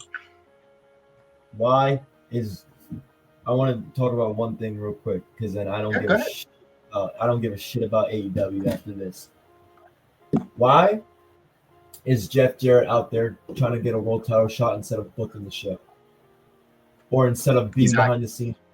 Why is Jeff Jarrett the reason why I fell in love with AEW so much when they first started is because they were appealing to the younger audience like myself. You're telling me you're still appealing to the younger audience like myself when you have a 57-year-old Jeff Jarrett, a guy who was in his prime when I wasn't even fucking alive? He's been a heel. He's been a heel his whole career, and they're expecting me, guys, young guys like me, to cheer on this man. And yeah, you know what? You're gonna go get him. No. Why? And he's being booked with MJF to try to get Jeff Jarrett over when that's not helping him. That's not helping him. I don't understand the Jeff Jarrett world title situation. He's about to go over. Claudio Castagnoli is about to put this man over and set him up for a world title shot. That's fucking embarrassing, in my opinion. You know why? Because everybody likes to slap nuts. Probably. I don't know. It's ridiculous. Look, why is that man back there booking the show? Why is he out there trying to get a world title shot? Because he probably knows, he sees the writing on the wall. The owner doesn't want to listen. So he says, why am I going to be here wasting my 5 or 4, whatever, a few years left as an in-ring competitor? I might as well go out and try to help a company where I might as well go out there and just wrestle. It's not helping. No one wants to. And this company is trying to be built, and great one. You we share the same thunder, Tony. Jarrett, Cole, Jericho, Christian does some great heel work, but let's face it, he's a great promo. He's not, his ring is okay. It's not that greatest thing there. But they're all older. Bobby Lashley, Shelton Benjamin, MVP, elderly statements that shouldn't be, yes, we like to see the nostalgic run and store. We love it, but this guy should not be on a weekly episodic wrestling show. This is what made All Elite different. You had the Bucks who were young. You had Cody when he first came out was a young MJF. All that pinnacle, with Santana Ortiz, and of course Matt Menard, and they're not doing nothing now. Matt Menard and the other and the whole group there that came out with Jericho knowing nothing. Where's Darby Allin? He's climbing Mount Everest. Why isn't this guy on TV? Why aren't they doing anything with Darby Allin? He's one of the biggest baby faces that company fucking has. They don't do anything with him. He could be a Jeff Hardy for that company. Call me crazy, but it's there. All the kids have their faces. All the kids dress like him. He has it. They don't do anything with him. Put him in the WWE system and see how far he goes. And as long as he gives up the stupid shit that he does in the ring. But character-wise, he has all the kids painting his face. All the kids wearing skateboards. They can't do anything with the stars that they have that are young and that have futures. And Cornette says it all the time. He's not a fan of AEW. He's a fan of some of the guys that work there that wish they were in a better system. And Darby's one of those guys. But yeah, look, I don't want to say too much about AEW. I think it's a waste of time. That's fine. That's great. We're this is a safe space. We're letting our frustration on this company. It's sad. It's so sad to watch what this company has become because there's so much good wrestling out there, and especially in 2025, and they make it sometimes hard to follow shit. It's like when I watch a Monday Night Raw on a Monday and an NXT on a Tuesday, and then I go into AEW, and it's like, holy shit, what did I watch? And then TNA, I'm starting to get more into TNA Impact again. Like, they're just doing stuff that's so, I don't want to say different, but because every company has their differences and their similarities, but at least the other shit makes sense. And sometimes I just can't grasp on what they're doing in AEW. I can't. I used to be one of those guys that like, but this is what they're trying to do, guys. Just this is what I can't do. I can't be that guy anymore. I can't. It's not there. It's not there. And you're not the only one. A lot of other AEW fans are feeling that same feeling. Like, what are we doing here? I mean, the company. I mean, they even to the point where they're accused of JEDI, and I don't like the guy. You got JEDI from New York. Totally makes a great valid point. AEW made that. How much I agreed with him recently.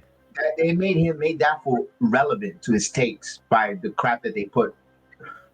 He became important because of this running of a wrestling franchise. Now this guy, he's got points too. He actually makes a focal point to listen to him. I gotta give credit where credit's due. Yeah, me too. He has me blocked and probably doesn't like me, but I don't like him. But he speaks nothing but facts about the company as of recently. Him and his boy, I don't know his name, but yeah, they speak facts. And his boy is an uber AEW lover. I mean, this guy will go on his 2 knees and he open up wide, and he's even talking negative about All Elite Wrestling. They used to call him Deep Throat, and now he hates AEW. You know, it's just I mean, it's everyone is getting upset and frustrated, and I don't see there's any changes coming to the organization, to the franchise, unless the one way they start. The only change is going to happen is the financial returns. Speaking of financial returns, and Warner Brothers president of operation is resigned. So the Warner Brothers is going to have a new CFO, new CIO. They start cutting things out. What's the thing they're going to look at? Especially if they bring a guy who don't believe in wrestling or doesn't think wrestling is good for the TBS or the Max family or all that stuff. There is some change. There's some danger. And only wrestling is a little bit of some danger there. And they have the ability themselves to change the narrative by booking and they're already downsizing in arenas. They're already downsizing in attendance. Their viewership is shrinking. They're shrinking more quicker than old men in the cold water. It's a tough one. It's a tough one for them. And again, I'm not a fan of them, but if they go away, it won't hurt me. But there's a lot of people that it will. There's a lot of people that will. My sons go. I have purchased for them tickets to go to the events, so I have contributed financially to their company with live events and stuff. I'm not gonna lie with that there because they love it. That's what my son's happiness is.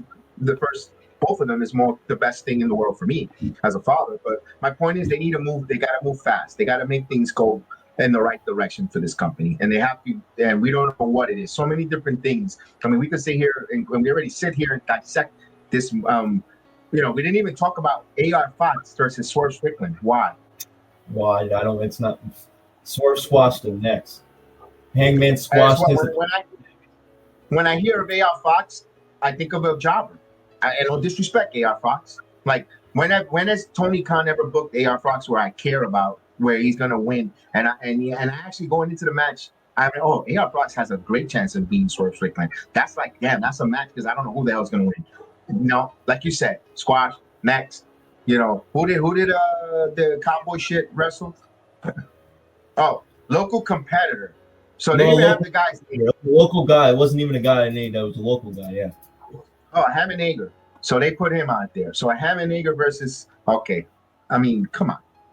I mean, then we get the Julia Hart, Jamie Hayter match, where two of the hottest women, and for them, you just went through a ham sandwich with the Hammond, and you got a terrible squash match between Swerve Strickland and AR Fox, where you checked out. How is that Jamie Hayter and Julia Hart really you in when you got 2 squat matches that you couldn't give a shit about or care about? So how are you going to really want to get into that? Like, really, do you think either one of these ladies is going to be AEW World Champion or TBS World Champion when you got Mercedes out there like Thanos connecting all the titles from all the independent scenes? No, you don't. You can't get into it. Then of course you get the main event, where all I can think of, to be honest with you, Chris, at that main event is what they did to Colt. Or where did I see that before? Judgment Day, when they threw him out of the thing. I can always see him with his stupid face in the camera with something in his mouth. That's it. That's all I can think of Colt. That should be his swan song. Always having a couple people kicking his ass with something in his mouth, stuffing him like a pig on Christmas. I agree. I mean, I don't like. I said this. I didn't mind the match between him and Pac, but the storyline surrounding it sucks. It's horrible. I don't give a shit about FTR and rated R FTR, whatever the hell they're doing. I don't give two shits about Moxley. They still haven't told us why Marina Shafir is with him. They haven't told us anything. What? Okay, they're not. It's just the Blackpool Combat Club with Marina Shafir and a new name. Nothing special. Moxley's probably the worst AEW world champion the company's ever. This not the first time. Not the first time he won it. The first time he won it was good. He had his feud with Punk. Now this title reign that Jon Moxley currently has is the worst. Is the worst title reign AEW has ever had. Ever. And Adam Copeland isn't gonna fucking help you guys. No. And then you don't even see the title. Like he's right, Tony. Where's the damn belt? It's stuff. Where is it? Exactly. Where is the belt? Where is it? It's a belt. You see it on AEW TV. And no end game. No end game. As much as people shit and try to shit or complain about the Bloodline storyline, at least you see where they could possibly an end game. Could be Punk. It could be Roman versus Rock. Yada yada. At least, but when it comes to the Death Riders, where's the end? Or where's the possible? And again, I don't want them to rush to the end, but now they have to wrap it up now because it really isn't hitting, and they're not building anything. Because everybody thought that this Death Rider was like, oh, this is a great thing because Shane McMahon is gonna come out and he's gonna say this. There's no Shane McMahon, people. There's no Shane McMahon. What, you really thought? You were really that gullible to think it was Shane McMahon coming out because he took a picture in an airport with Tony Khan when Shane McMahon has a business in Europe selling commercialized stuff and whatever the case is. It was a business deal. It wasn't a wrestling deal. It got clicks. It got everyone clicking, copy and pasting. That's why I always tell you, be your own islands of relevancy. Stop copying, stop clickbaiting, stop copy and pasting one guy's wrestling hypothesis and make it seem like it's golden. You know, it's nice when you say, I was right. I've done that myself. But they all are speculation. Be your island of relevancy. Jon Moxley is super stupid. He's not Stone Cold Steve Austin. Absolutely. He wants to be this hardcore hard ass. And he just comes like he's trying too hard. He just comes out trying too hard. Mm-hmm. It does. He's just trying too hard. Like even in his independent matches, when he had that guy from GCW put his hands down his pants. I'm like, yeah. Or it's just Moxley. I mean, there's people that like him. Is he a top wrestler? Maybe that's your cup of coffee. It's just not working for All Elite Wrestling right now in your main event picture for Jon Moxley because he's not getting you invested. Or his whole group is just not hitting. It's not hitting right now. It's not hitting. There is no end game. There's no one there. They took out Darby Allin. He decided to go climb a mountain. Now with Pac, FT Bohr. They're no one really. I mean, it is what it is. But then the one I'm going to give kudos to, and the whole on this week's Dynamite for make that money, the Rock and Roll Express. To see those two old farts still making money on TV, make money, keep relevant. Let's go, keep rocking and rolling there. Man, I'm pretty sure Ricky Morton and they'll put a better match than any of the Private Party. They're even more over than Party, and then that's how funny it is, man. So, all right, let's go to TNA, man. We spent a lot of time on All Elite Wrestling, good, bad, and different on that there. In a crazy. Put the belt on Ospreay and stop giving the old wrestling TV time. But then people are gonna Tony. That's a good one. Yes, eventually Ospreay should get the world title. But weren't you out and surprised when he didn't win the Owen Hart tournament and he lost? It was like, oh, he didn't win because you were oh, here we go, Tony Khan rushing Ospreay, pushing him, giving him titles.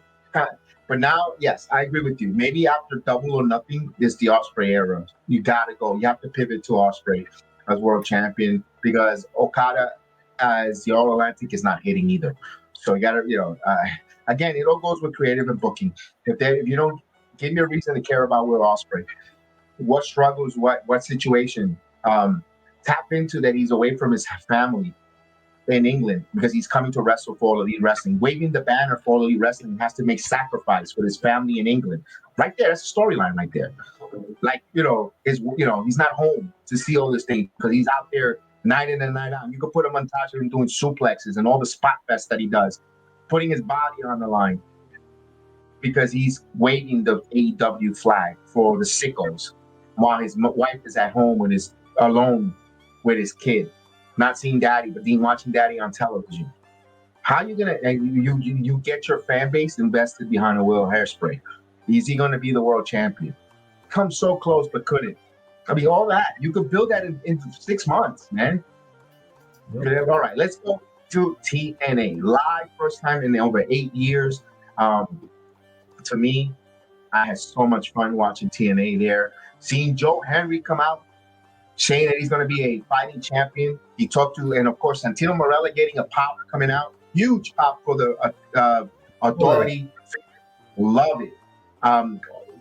They come to an agreement that TNA title will be defended anywhere, at any time. He's coming out kind of like an open challenge, and Santino immediately teases and gets him his first opponent, none other than the indie god himself, Matt Cardona, wooing down the route. We got a main event, Joe Henry versus Matt Cardona, opening the doors for planting some seeds for maybe down the road in TNA's Joe Henry run, because he called out John Cena on Busted Open. And could we, first and foremost, your thoughts on Matt Cardona answering the bill for this first opponent? I give all the respect in the world to Matt Cardona. He truly is the indie god. This guy isn't signed anywhere, and he's appearing everywhere. I wouldn't be surprised if he shows up in the Rumble. I wouldn't. I just wouldn't. I think Matt Cardona being possibly Joe Hendry's first, whoa. Like, this guy's just going to companies and going up against great talent. I mean, say what you want about Chris Jericho, but it's at the end of the day, it's Chris Jericho. He's an established wrestler in this business, and him going after Joe Henry, it's going to make Joe Henry legit, even more than he is right now, because Cardona's a great worker. He has his loyal fans, on Twitter, on the indie scene. So this is great. More eyes are going to get on TNA from Matt Cardona, and Matt Cardona is going to be showcased on a bigger platform. And I give all the props to Matt Cardona and what he's doing right now. I think this is great. This is great. It's going to be a great match, great feud, great everything. Absolutely for Matt Cardona. I love to see that he's going to be, bouncing around, like you said, that independent work there. He wants a full-time contract, although I think at this point he's kind of saying that, and I think he likes what he's doing as that independent scene, having his dates open. You never know where he's going to pop up and show, for kind of like the indie. Yeah.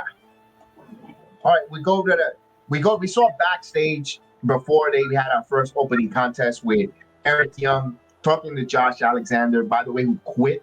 They recapped that Mike Santana match versus Josh Alexander. I advise you to see that. That could have been the match of the night easily on Genesis if it wasn't for the world title moment. But again, be your own islands of relevancy and pick the one you like yourself as the viewing audience. Remember, that's why I always tell you guys, be that islands of relevancy on your decision making. But we get that matchup. We see Macklin with Eric Young. Like, why are you catering and worrying about Josh Alexander? He wants to quit and leave us. Let him be. Bye, God, be God. Ciao, goodbye. Don't let the door hit you on your ass on your way out. But then Alexander's trying to kind of make some peace, or on his way out, thanking them and sharing a ring together, going to battle with together or against each other. And Macklin's not feeling. He's not feeling it, where it kind of leaves a little bit of a dissension or a little bit of a refusal of a Macklin agreement of, get out. I don't care. You're gone. You're dead to me type of deal. Can't wait to see where that goes there. And we get and TNA, their first match. And this is how the wrestling business is evolving as well. Their first match, not promo, not segment, their first in-ring action is a 6-woman matchup. They got Spitfire along with Marsha Slamovich, taking on Ash, the House of Elegance, we could call that there, with Rosemary in an uncharacteristic pairing, seeing Ash by Elegance there with Rosemary. That was a Bono. That match was really good with the quick pace action. Yeah, you had two of the, you had the two tag Spitfire and Dana. They had their match. Then you had Rosemary and Slamovich. It was that was a good way you could, what I'm saying, like you don't really need, like, it makes perfect sense on why they would start a match like that, because those two tag teams went at it, they had it, 6-man women tag. I like it. That's why I've always liked that about the knockouts division, is they know how to put on matches, whether the people on the card aren't as established or aren't, they have a name but aren't, like Dana Brooke, for example. Not the knockouts does a good job booking wise. I think I've always said that. I think they booked very well.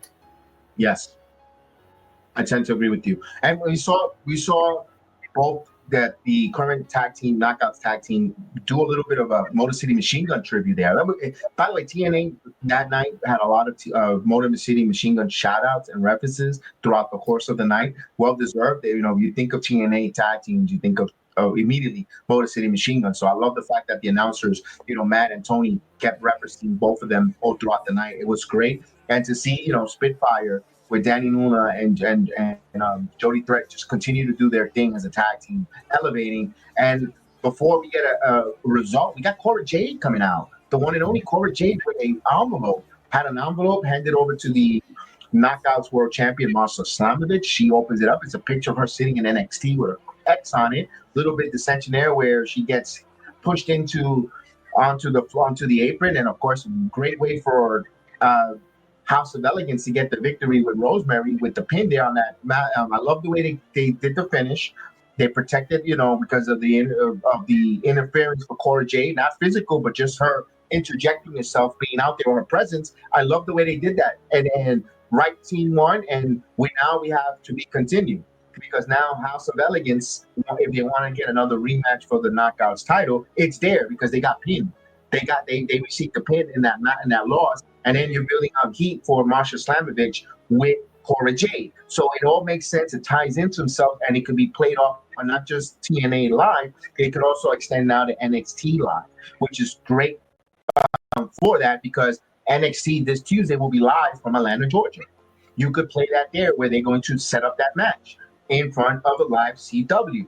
Guess what? Network television, where everyone's watching, gets to see the Knockouts World title on your television. Although I think they announced the Bayley teaming up with Julia against Roxanne and Cora. So I don't know if they'll put that match there, or for Vengeance Day. You got the premium event coming up, or we before the night kicked off, we were told that they're going to be live again on February 20th, where in my beautiful city of Orlando, Florida, in the Full Sail Arena. So TNA is going to go live once a month for now. Maybe more dates as more people start watching and craving the show. Maybe they'll start coming live more frequently on a Thursday night, which is all win-win. And if you got matches like that, just to open your opening contest and your opening promo with Joe Henry and a surprise for Matt Cardona, TNA is the place to be. TNA is the live event to watch, because my God, you never know what's going to happen there with TNA. And then we get to, Josh Alexander is going to have his in-ring promo with the Northern Armory, where we all know that he's going to quit, and we kind of see the handwriting on the wall. Northern Armory turns on one and only Josh Alexander. They're like, no, you're not leaving. We'll tell you when to leave. I like that, because it sets up a match where Eric Young comes out to help him. Now it's going to be a tag team match, which is going to happen this Thursday coming up. The Northern Armory versus Alexander and Eric Young. Here's my theory. I think if I had the pencil, I think Steve Macklin takes over the Northern Armory. He's going to put them under their wing, and I think they're going to usher out a little bit of they're going to hurt Eric Young, put him on the shelf for a little bit, just write him off for about a week or two until he finds some other people to help him. And Josh Alexander will be written off when you go to the WWE or to NXT, whatever. But I think he'll be back with some help, reinforcement. But my point is, I think it's Steve Macklin who's going to take them under their wing. And I'm for it, Chris. I can see the handwriting on the wall. I agree 100%. I think Steve Macklin's a little bit not jealous, but you'll lose one of the big stars you have in the company. He's probably feel some type of way, like, oh, like you're leaving us, like you want to go somewhere better. Are we not good enough for you over here after all this stuff? So I see definitely what Steve Macklin's got going on. But I'm curious to see what happens there. I think he, maybe get a little push out of Alexander leaving and stuff. But I think this makes sense from that standpoint. Like he's probably like, okay, like if you want to leave us for something better, if we're not good enough, see ya, bye. Like I think he's kind of like upset, like he's losing, they're losing Jimmy. And I wouldn't be upset with that. It makes sense. By you explaining that, if you're watching that, it wasn't convoluted. It wasn't that you had to go, it made sense. But simplicity, but it touched some realism. And now you're invested in that story. Simple. It wasn't all of the top or you didn't have to him running and screaming. It was perfectly executed and mentioned. And one of the pop of the night, the biggest Raw on one of the pop of the nights was the next match. It was the Hardys taking out the System, Moose and JDC.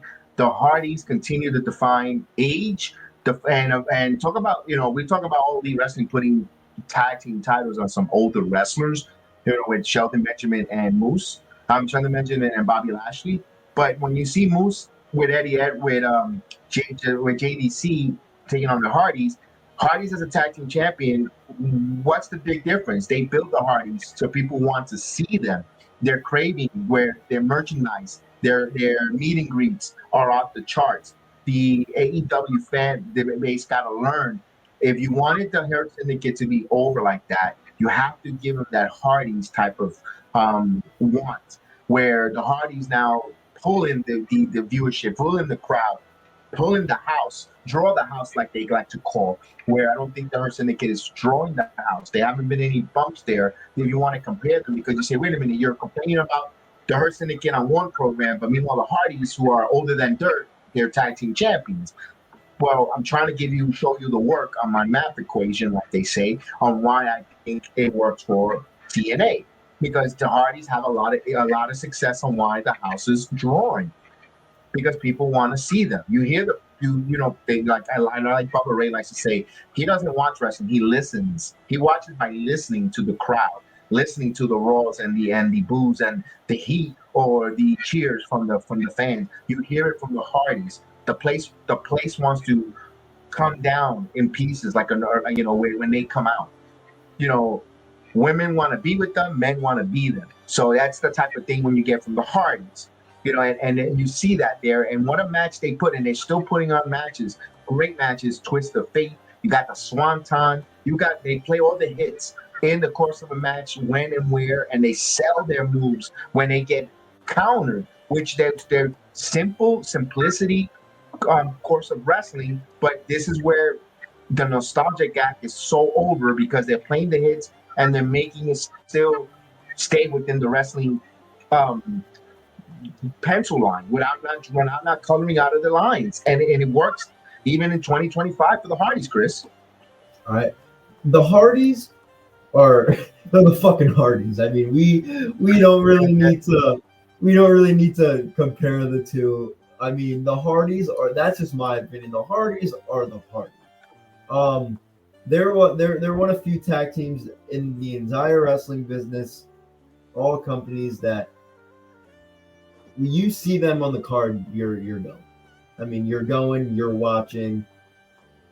They're too legendary to really float around and not being taken advantage of. And TNA has done it. I mean, I think it also comes on their end, right?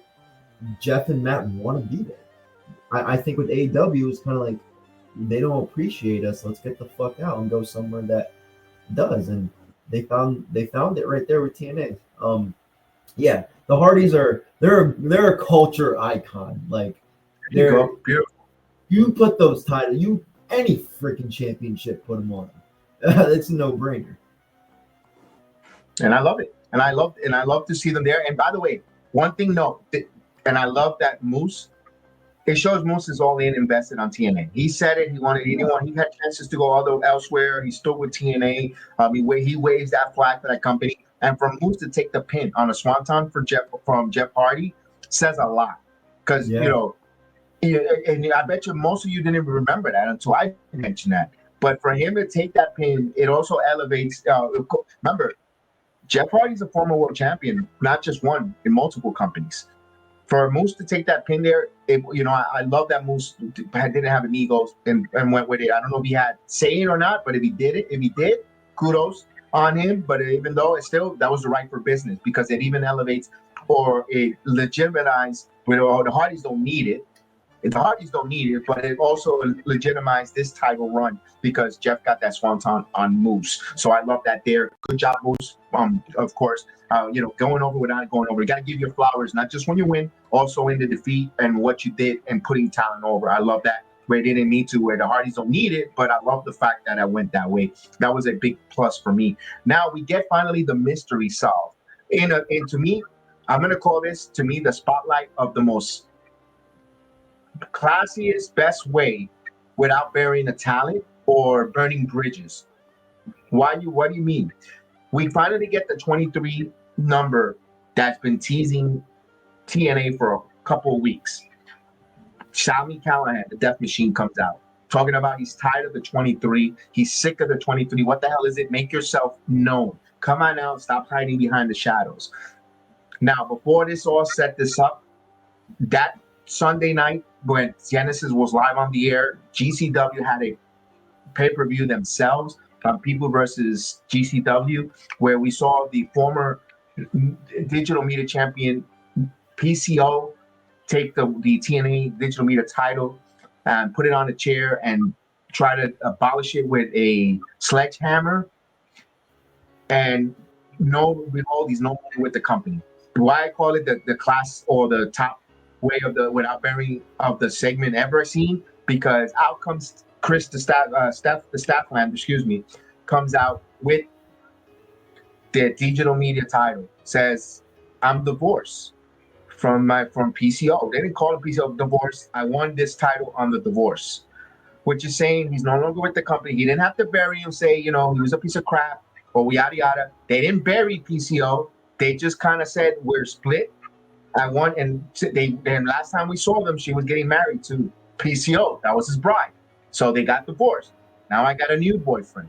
Here comes 23, Mance Warner. Comes out, I'm going to give him the digital media title. I don't say, well, you didn't win it. He's not part of the company. How do you give him more of a title?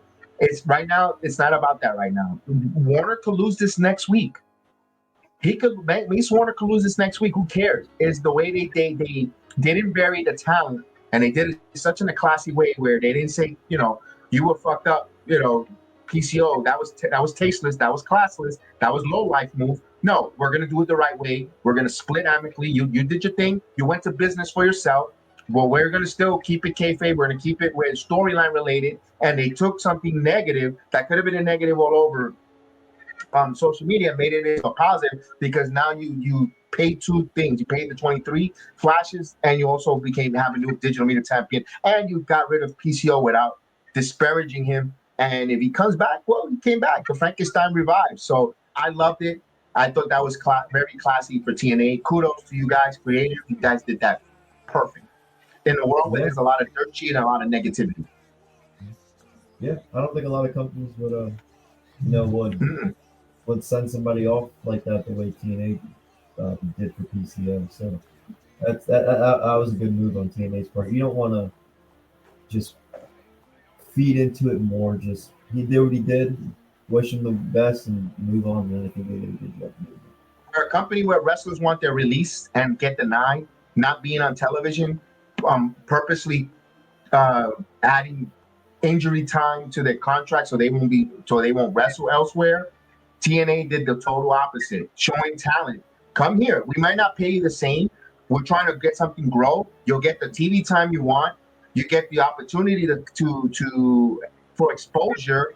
Just come give us an opportunity, help us grow. We'll get you some money. If not, then you can move on. If you think it's not for you, we'll allow you to go to other companies for greener pasture. And speaking about greener pastures, who had an opportunity with that same statement, we get the one and only return of Mustafa Ali, who interrupts some Mike Santana's promo. But I like that Mustafa Ali returns. He returns to TNA. When I had a lot of head scratching, you did the best work for your 6 months of your career, and then you just disappeared. Like, why? You signed back with them. You get TV time. You had some title opportunities. I'm glad he's back for Mustafa Ali. I'm glad that he saw that it wasn't greener on the other side, and he returned back. And for Mustafa Ali there, I wonder if that's a feud with Santana first. I'm for it, Chris. I want to see that. Absolutely. You took the words right out of my mouth. I can't really say much. You were doing the best work of your career for the last 6 months, and you just left that out of nowhere. It shook me by surprise when I heard that he was leaving the company, because he was showcased on TV a lot. He was one of their top acts at the point too, with the X Division Championship. So good for him. Him and Santana, I'd watch that shit any day. Yeah, absolutely. From stuff. And now opportunities with NXT. He left. To me, I don't think he has unfinished business in the NXT realm. Before he was part of a North American title match that was announced for, and then the release happened. Whatever the case was, that door could be open again. They could actually go back and revisit that if they want, between those two companies, and say, you know what, I never got my North American title opportunity. You're telling me a Mustafa Ali match with Tony D'Angelo for that North American title is not going to give you a something special to see there? Two veteran wrestlers, Mustafa Ali being that veteran wrestler who's been around the world to wrestle, against the Tony D'Angelo, who's up and coming, who's kind of on the cusp of becoming a main roster wrestler. If you ask me, we could debate that, but that's another good test there for Tony D'Angelo to wrestle that style with a Mustafa Ali. So I'm glad Mustafa's back. It doesn't have to be in the WWE ring. It's great. I'm glad he's back in a TNA ring, first and foremost. And he shoots right to the top of the card immediately with that.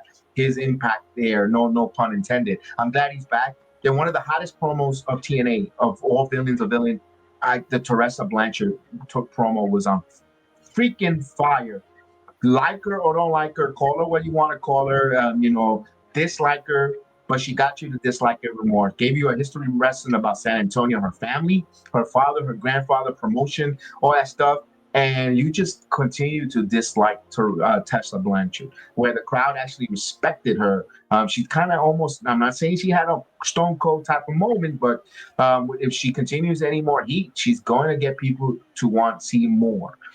She's on that cusp. What's your thoughts on the performer Teresa? I'm not talking about the out of stage Teresa Blanchard. I like her. I mean, she's really using this to feed off of what a type of promo we just saw on Thursday. I like it. She's not just one of these wrestlers that she's trying to make it, or she's established. She knows what she's doing. People know who she is. Like, it's, what I'm saying, like she's gonna be like, with Jordan Grace out the door. She's not Knockouts champion. She's not like Slamovich. She's not being showcased like that, but she's next. And if say Cora wins that Knockouts title, you don't think her and Cora wouldn't have a good ass promo battle back and forth or something? So much you could do with Tessa. I like her. I like her. I think she's great. I don't know her obviously personally, so I don't have a personal opinion about her. But from what I've seen her in this new run, dude, she's great. I mean, she's good. I mean, shit happens with other people, but I'm a fan of her work right now, for sure. And of course, we get to the main event: Joe Henry versus Matt Cardona, with Frankie Kazarian will be at ringside with his Call a Shot gauntlet, teasing. Could it be a one and done for Joe Henry with Frankie Kazarian at ringside? Of course, this match was great, back and forth. Joe Henry getting tested, putting to the brink. Where you thought Matt Cardona, damn, would it be something Cardona world champion? I mean, out of nowhere, and like, holy crap! Out comes JBL out of the crowd and just clothesline the living crap out of Matt Cardona. Of course, Joe Henry becomes opportunistic, and that stare down between JBL and Joe Henry. I don't know if they're teasing an in-ring return for JBL versus Joe Henry, or what's the deal with that? We need to find out some more, to be continued storyline there with that. But all in all, that was like, whoa, what an ending there. And of course, we knew Joe Henry was going to retain, but I like the way sometimes predictability is nothing wrong with that. It's how you get to the ending of the predictability is what hooks us and gets us. make it make sense for the ending. And of course, if it's JBL protecting Joe Henry or wanting a title shot from himself from a Matt Cardona, it makes sense. Or whatever way they explain it, it gave us that hook, even though we knew that the outcome was going to be a little predictable, but it still gave us that good ending on there. We loved it. And Kazarian didn't even think about calling his shot because he got clotheslined the night before by JBL at Genesis, or third Sunday before on there. So I love that. I can't wait for TNA's next Thursday. Also being recorded tonight from San Antonio, but we'll get to see some stuff. We heard there's going to be a lot of surprises, so no spoilers on that. A lot of surprises from San Antonio for this Thursday. We'll be live, of course, on the playback, so you can watch with us on the playback. We're going to move a little bit even quicker because we got Saturday night main event to come up soon in a couple hours. Yeah, I get some dinner and stuff and get that stream ready. And I want to wrap up.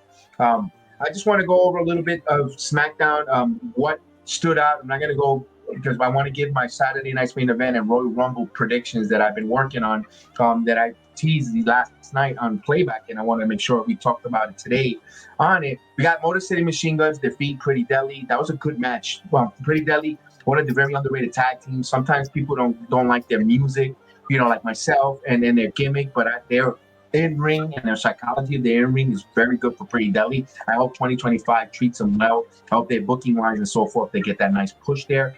Miz was traded to SmackDown. So now the Miz, Karrion Kross becoming a little dissension there, sending Miz over to SmackDown, where we saw, by the way, we missed the Uncle Howdy in the background on one of those vignettes there, Chris. If you look at on X, Uncle Howdy is in the shadow.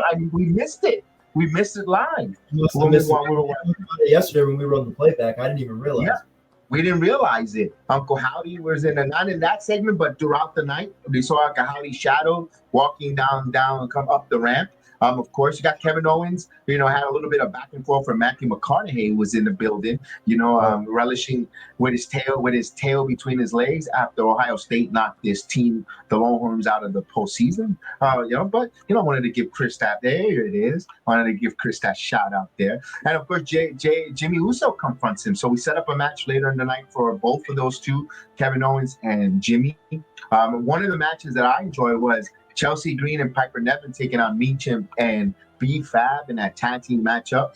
Those ladies continue to get elevated with B-Fab and Meacham getting more ring time. That's what we want. The mid-card title has elevated some of these other women because we wouldn't even think about a B-Fab wrestling.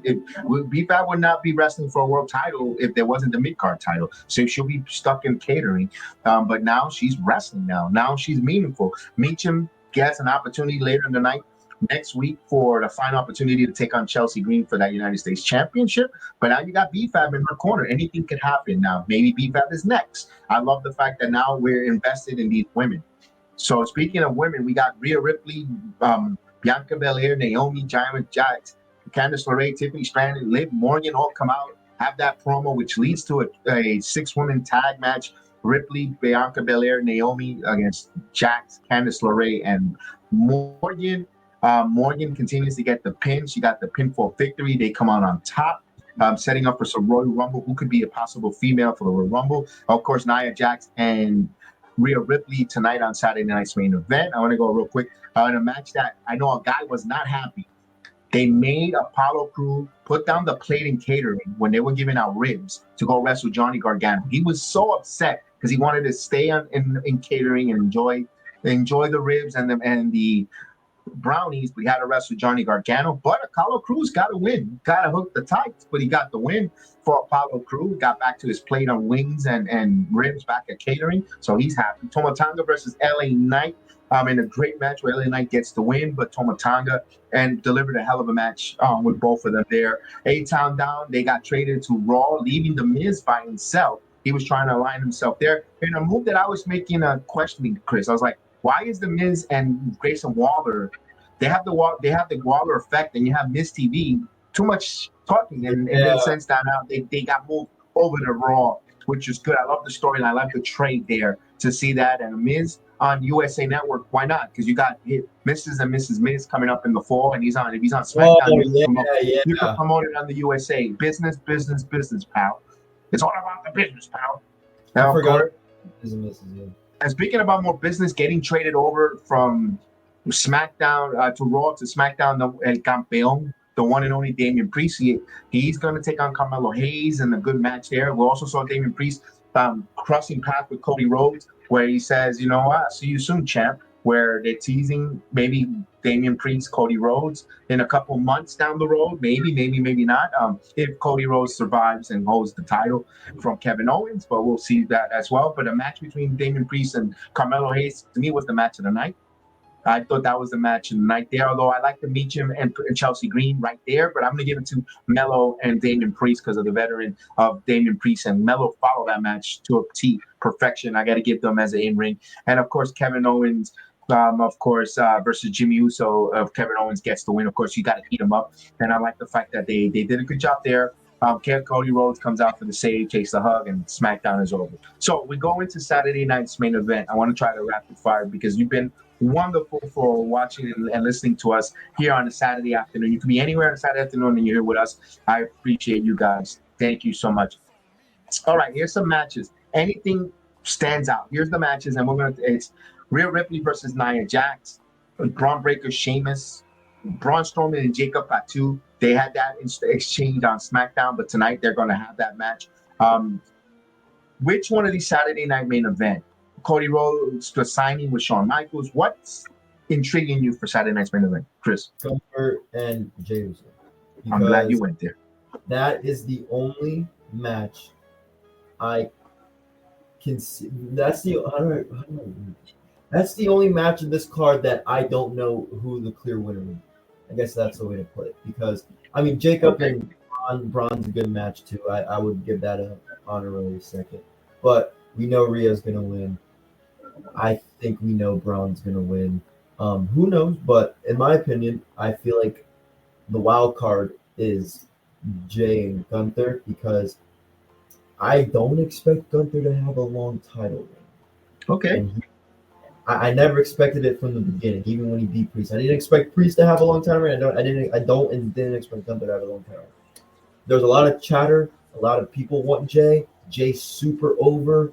He's showcased more than Gunther. I don't see why not. They wanted to put the title on Jey Uso tonight. But again, could they have a bigger plan for him down the road? Do they have more plans with like Gunther and Cena? I don't know. So for me, the wild night and the only match where I don't know where the clear winner is, Gunther versus Jey Uso for the world title. You know what? I'm glad you mentioned it. When I said that, I'm glad you said that. The one match that I think the title is going to change is that match. And I'll tell you why. Okay, I'll tell you why.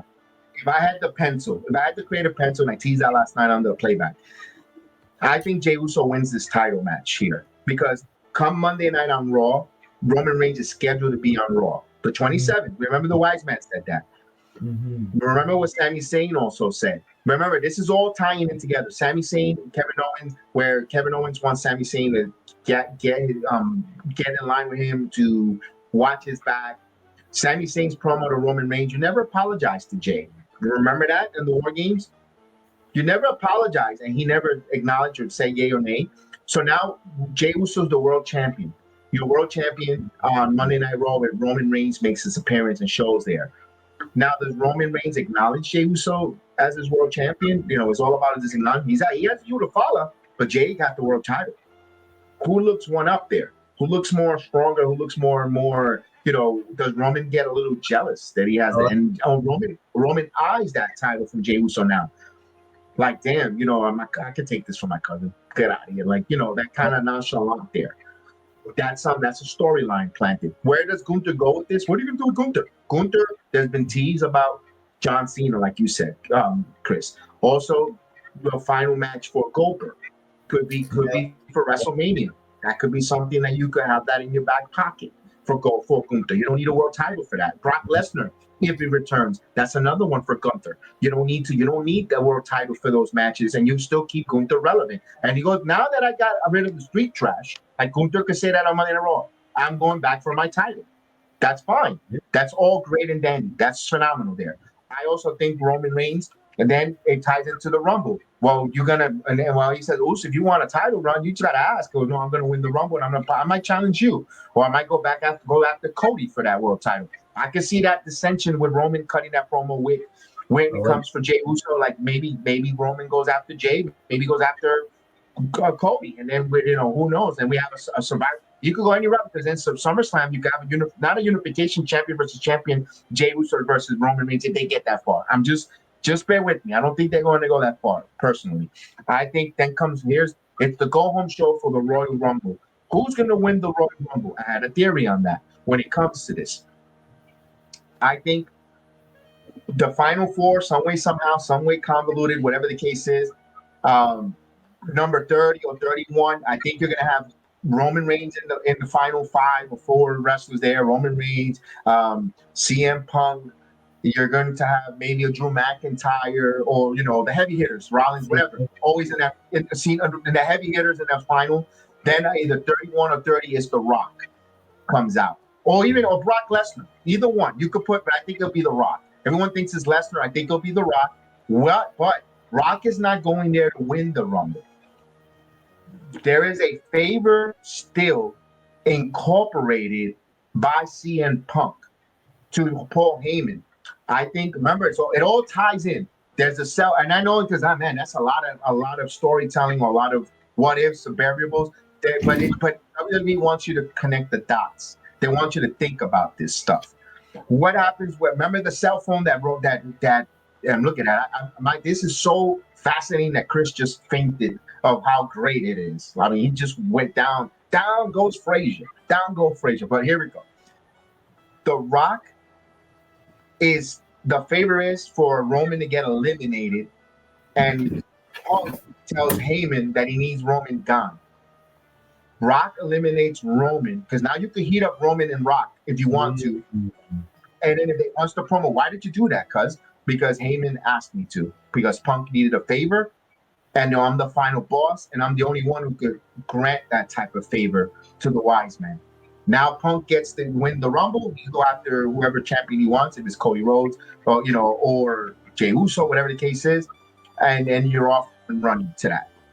Then you're off and running, or Uso loses in Elimination Chamber. You're off and running with that, where it makes you could go that route if WWE doesn't know which way they want to go with the champion. I still think the winner of the Rumble probably will become Punk because of the Rock's eliminating of the Roman Reigns. That's the final boss, or even Brock Lesnar, a Paul Heyman guy. He asked a favor to Paul Heyman. He brought in a Paul Heyman guy in Brock Lesnar. Brock Lesnar, and Bully Ray said it on Busted Open about the Brock situation. And I'm going to give him credit, but I'm taking it further where I don't think maybe Brock is the one. I think I'm going to add the Rock situation instead of Brock. I'm going to take a little bit of his theory and add to Rock, because everybody's like, what happened to Rock with the throating on the slitting of the throat? And how do you heat up Rock and Roman by the Rumble? By that. He aligned himself with Punk. He aligned himself with Punk because Paul Heyman, he's actually a Paul Heyman guy, or Paul Heyman works for him. And he aligned himself with Paul Heyman to get rid of Roman Reigns. And then you're off to the races with that. Maybe that's the way to go with that.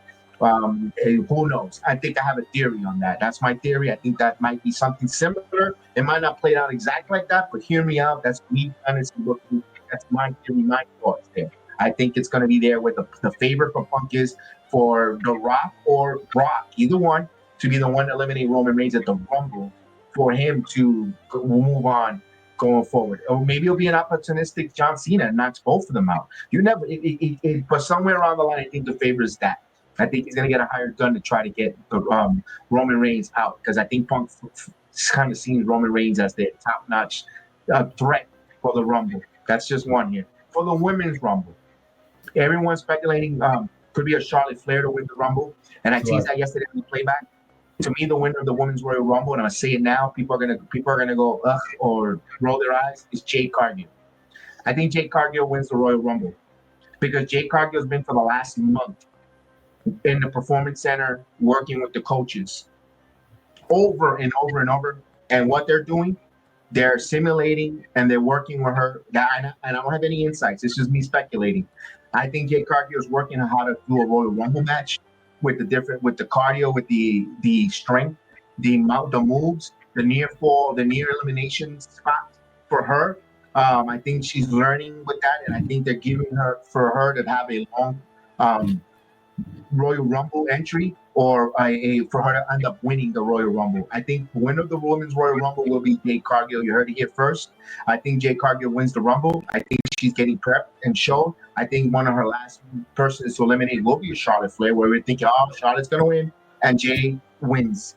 Where you could have a little bit of a program between Jade and Charlotte tease for later down the road. If for SummerSlam, that's a SummerSlam. Remember, SummerSlam is a 2-night event. I think Jade Cargill wins the Rumble, guys. So again, I want to like to hear your thoughts. If it makes sense, now it makes sense. Again, I'm being my audience of relevancy. I'm not trying to stay chalk. I'm trying to think a little bit outside the box, but with some wrestling sense or with some things that I see around the Performance Center or hear about. You hear that she's been at the Performance Center working for weeks, months now since she's been written off TV. And I think it's that, getting her prepared for the Rumble to have a strong showing at the Rumble, guys. That's what I think, Chris. So I can see that. I mean, real quick, I'll end it off with mine real quick and not too long. yes, Definitely. I think the women's, I think Charlotte, she's going to make a great comeback. I can also see, now that you said that, you also got me thinking a little bit. But my original prediction, and it's not just because Charlotte's coming back. I think, she's been gone for a while. I think,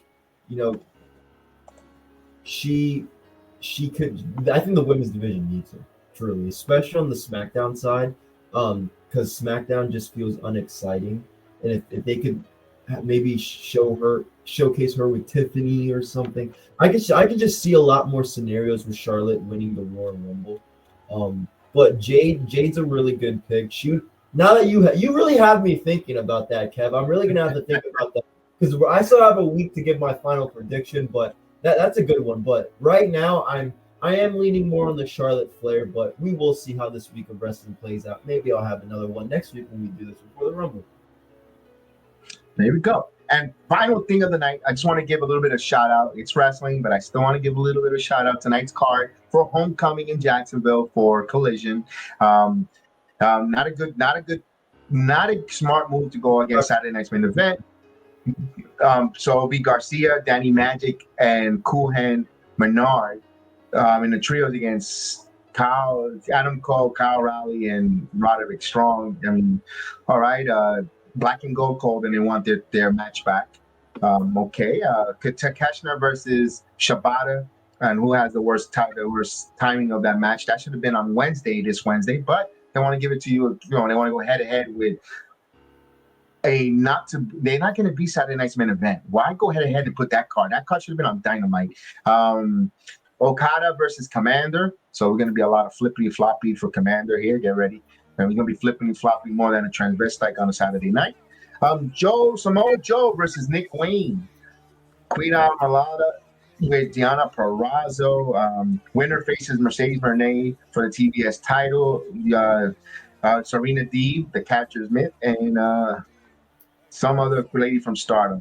Don't know. And the Gates of Agony taking on Brody King and Buddy Matthews. Now, very underutilized, underrated tag team to me, Gates of Agony. I wish they get the hell out of AEW and come to TNA because the Gates of Agony will be a freaking force. I think those two guys. I'm a fan of the Gates of Agony. I think they're wasting their time in AEW because they're a hell of a tag team. They're menacing, they're big, they're strong, but it is what it is. So I just wanted to give that honorable mention to All Elite Wrestling's Homecoming from Jacksonville, Florida. Good luck with that, man. That too bad they have a couple matches that, personally, to be honest with you, I kind of would like to know the results. I'm not going to watch it. Hell no, but I would like to know the results, like the Agony. I know the Agony, the Gates of Agony is going to lose to the House of Black. I get it. I know, or to Buddy Matthews and Brody King. We know that there, but too bad there to see what that goes there. But it is what it is. With that said, we want to thank you guys so much. Appreciate everyone here because we got to come back in a couple hours. Don't forget Saturday night's main event. Come on the playback. It's on the comment section in our YouTube channel, or you follow us on X at BSJedi76, or you follow PGH Chris TV. Please check it out there on X, on Twitter X. And of course, you get to find out all that information. Follow us, email us. I hope you agree, disagree, whatever. We want to hear back from you. We really appreciate it. It's a weekly wrestling program, and we wanted to go through a little bit, give us our ups and downs of what we like, what we didn't like. Also want to thank Fauci, the cute little lovable dog, to show up on the program and be able to give me some kisses there. So we needed that there because he heard me get ranting and getting upset with all the wrestling. He said, I'm going to calm you down. So we'll be back on tonight, Saturday night's main event. So have a good night, guys. We'll see you soon. Peace out.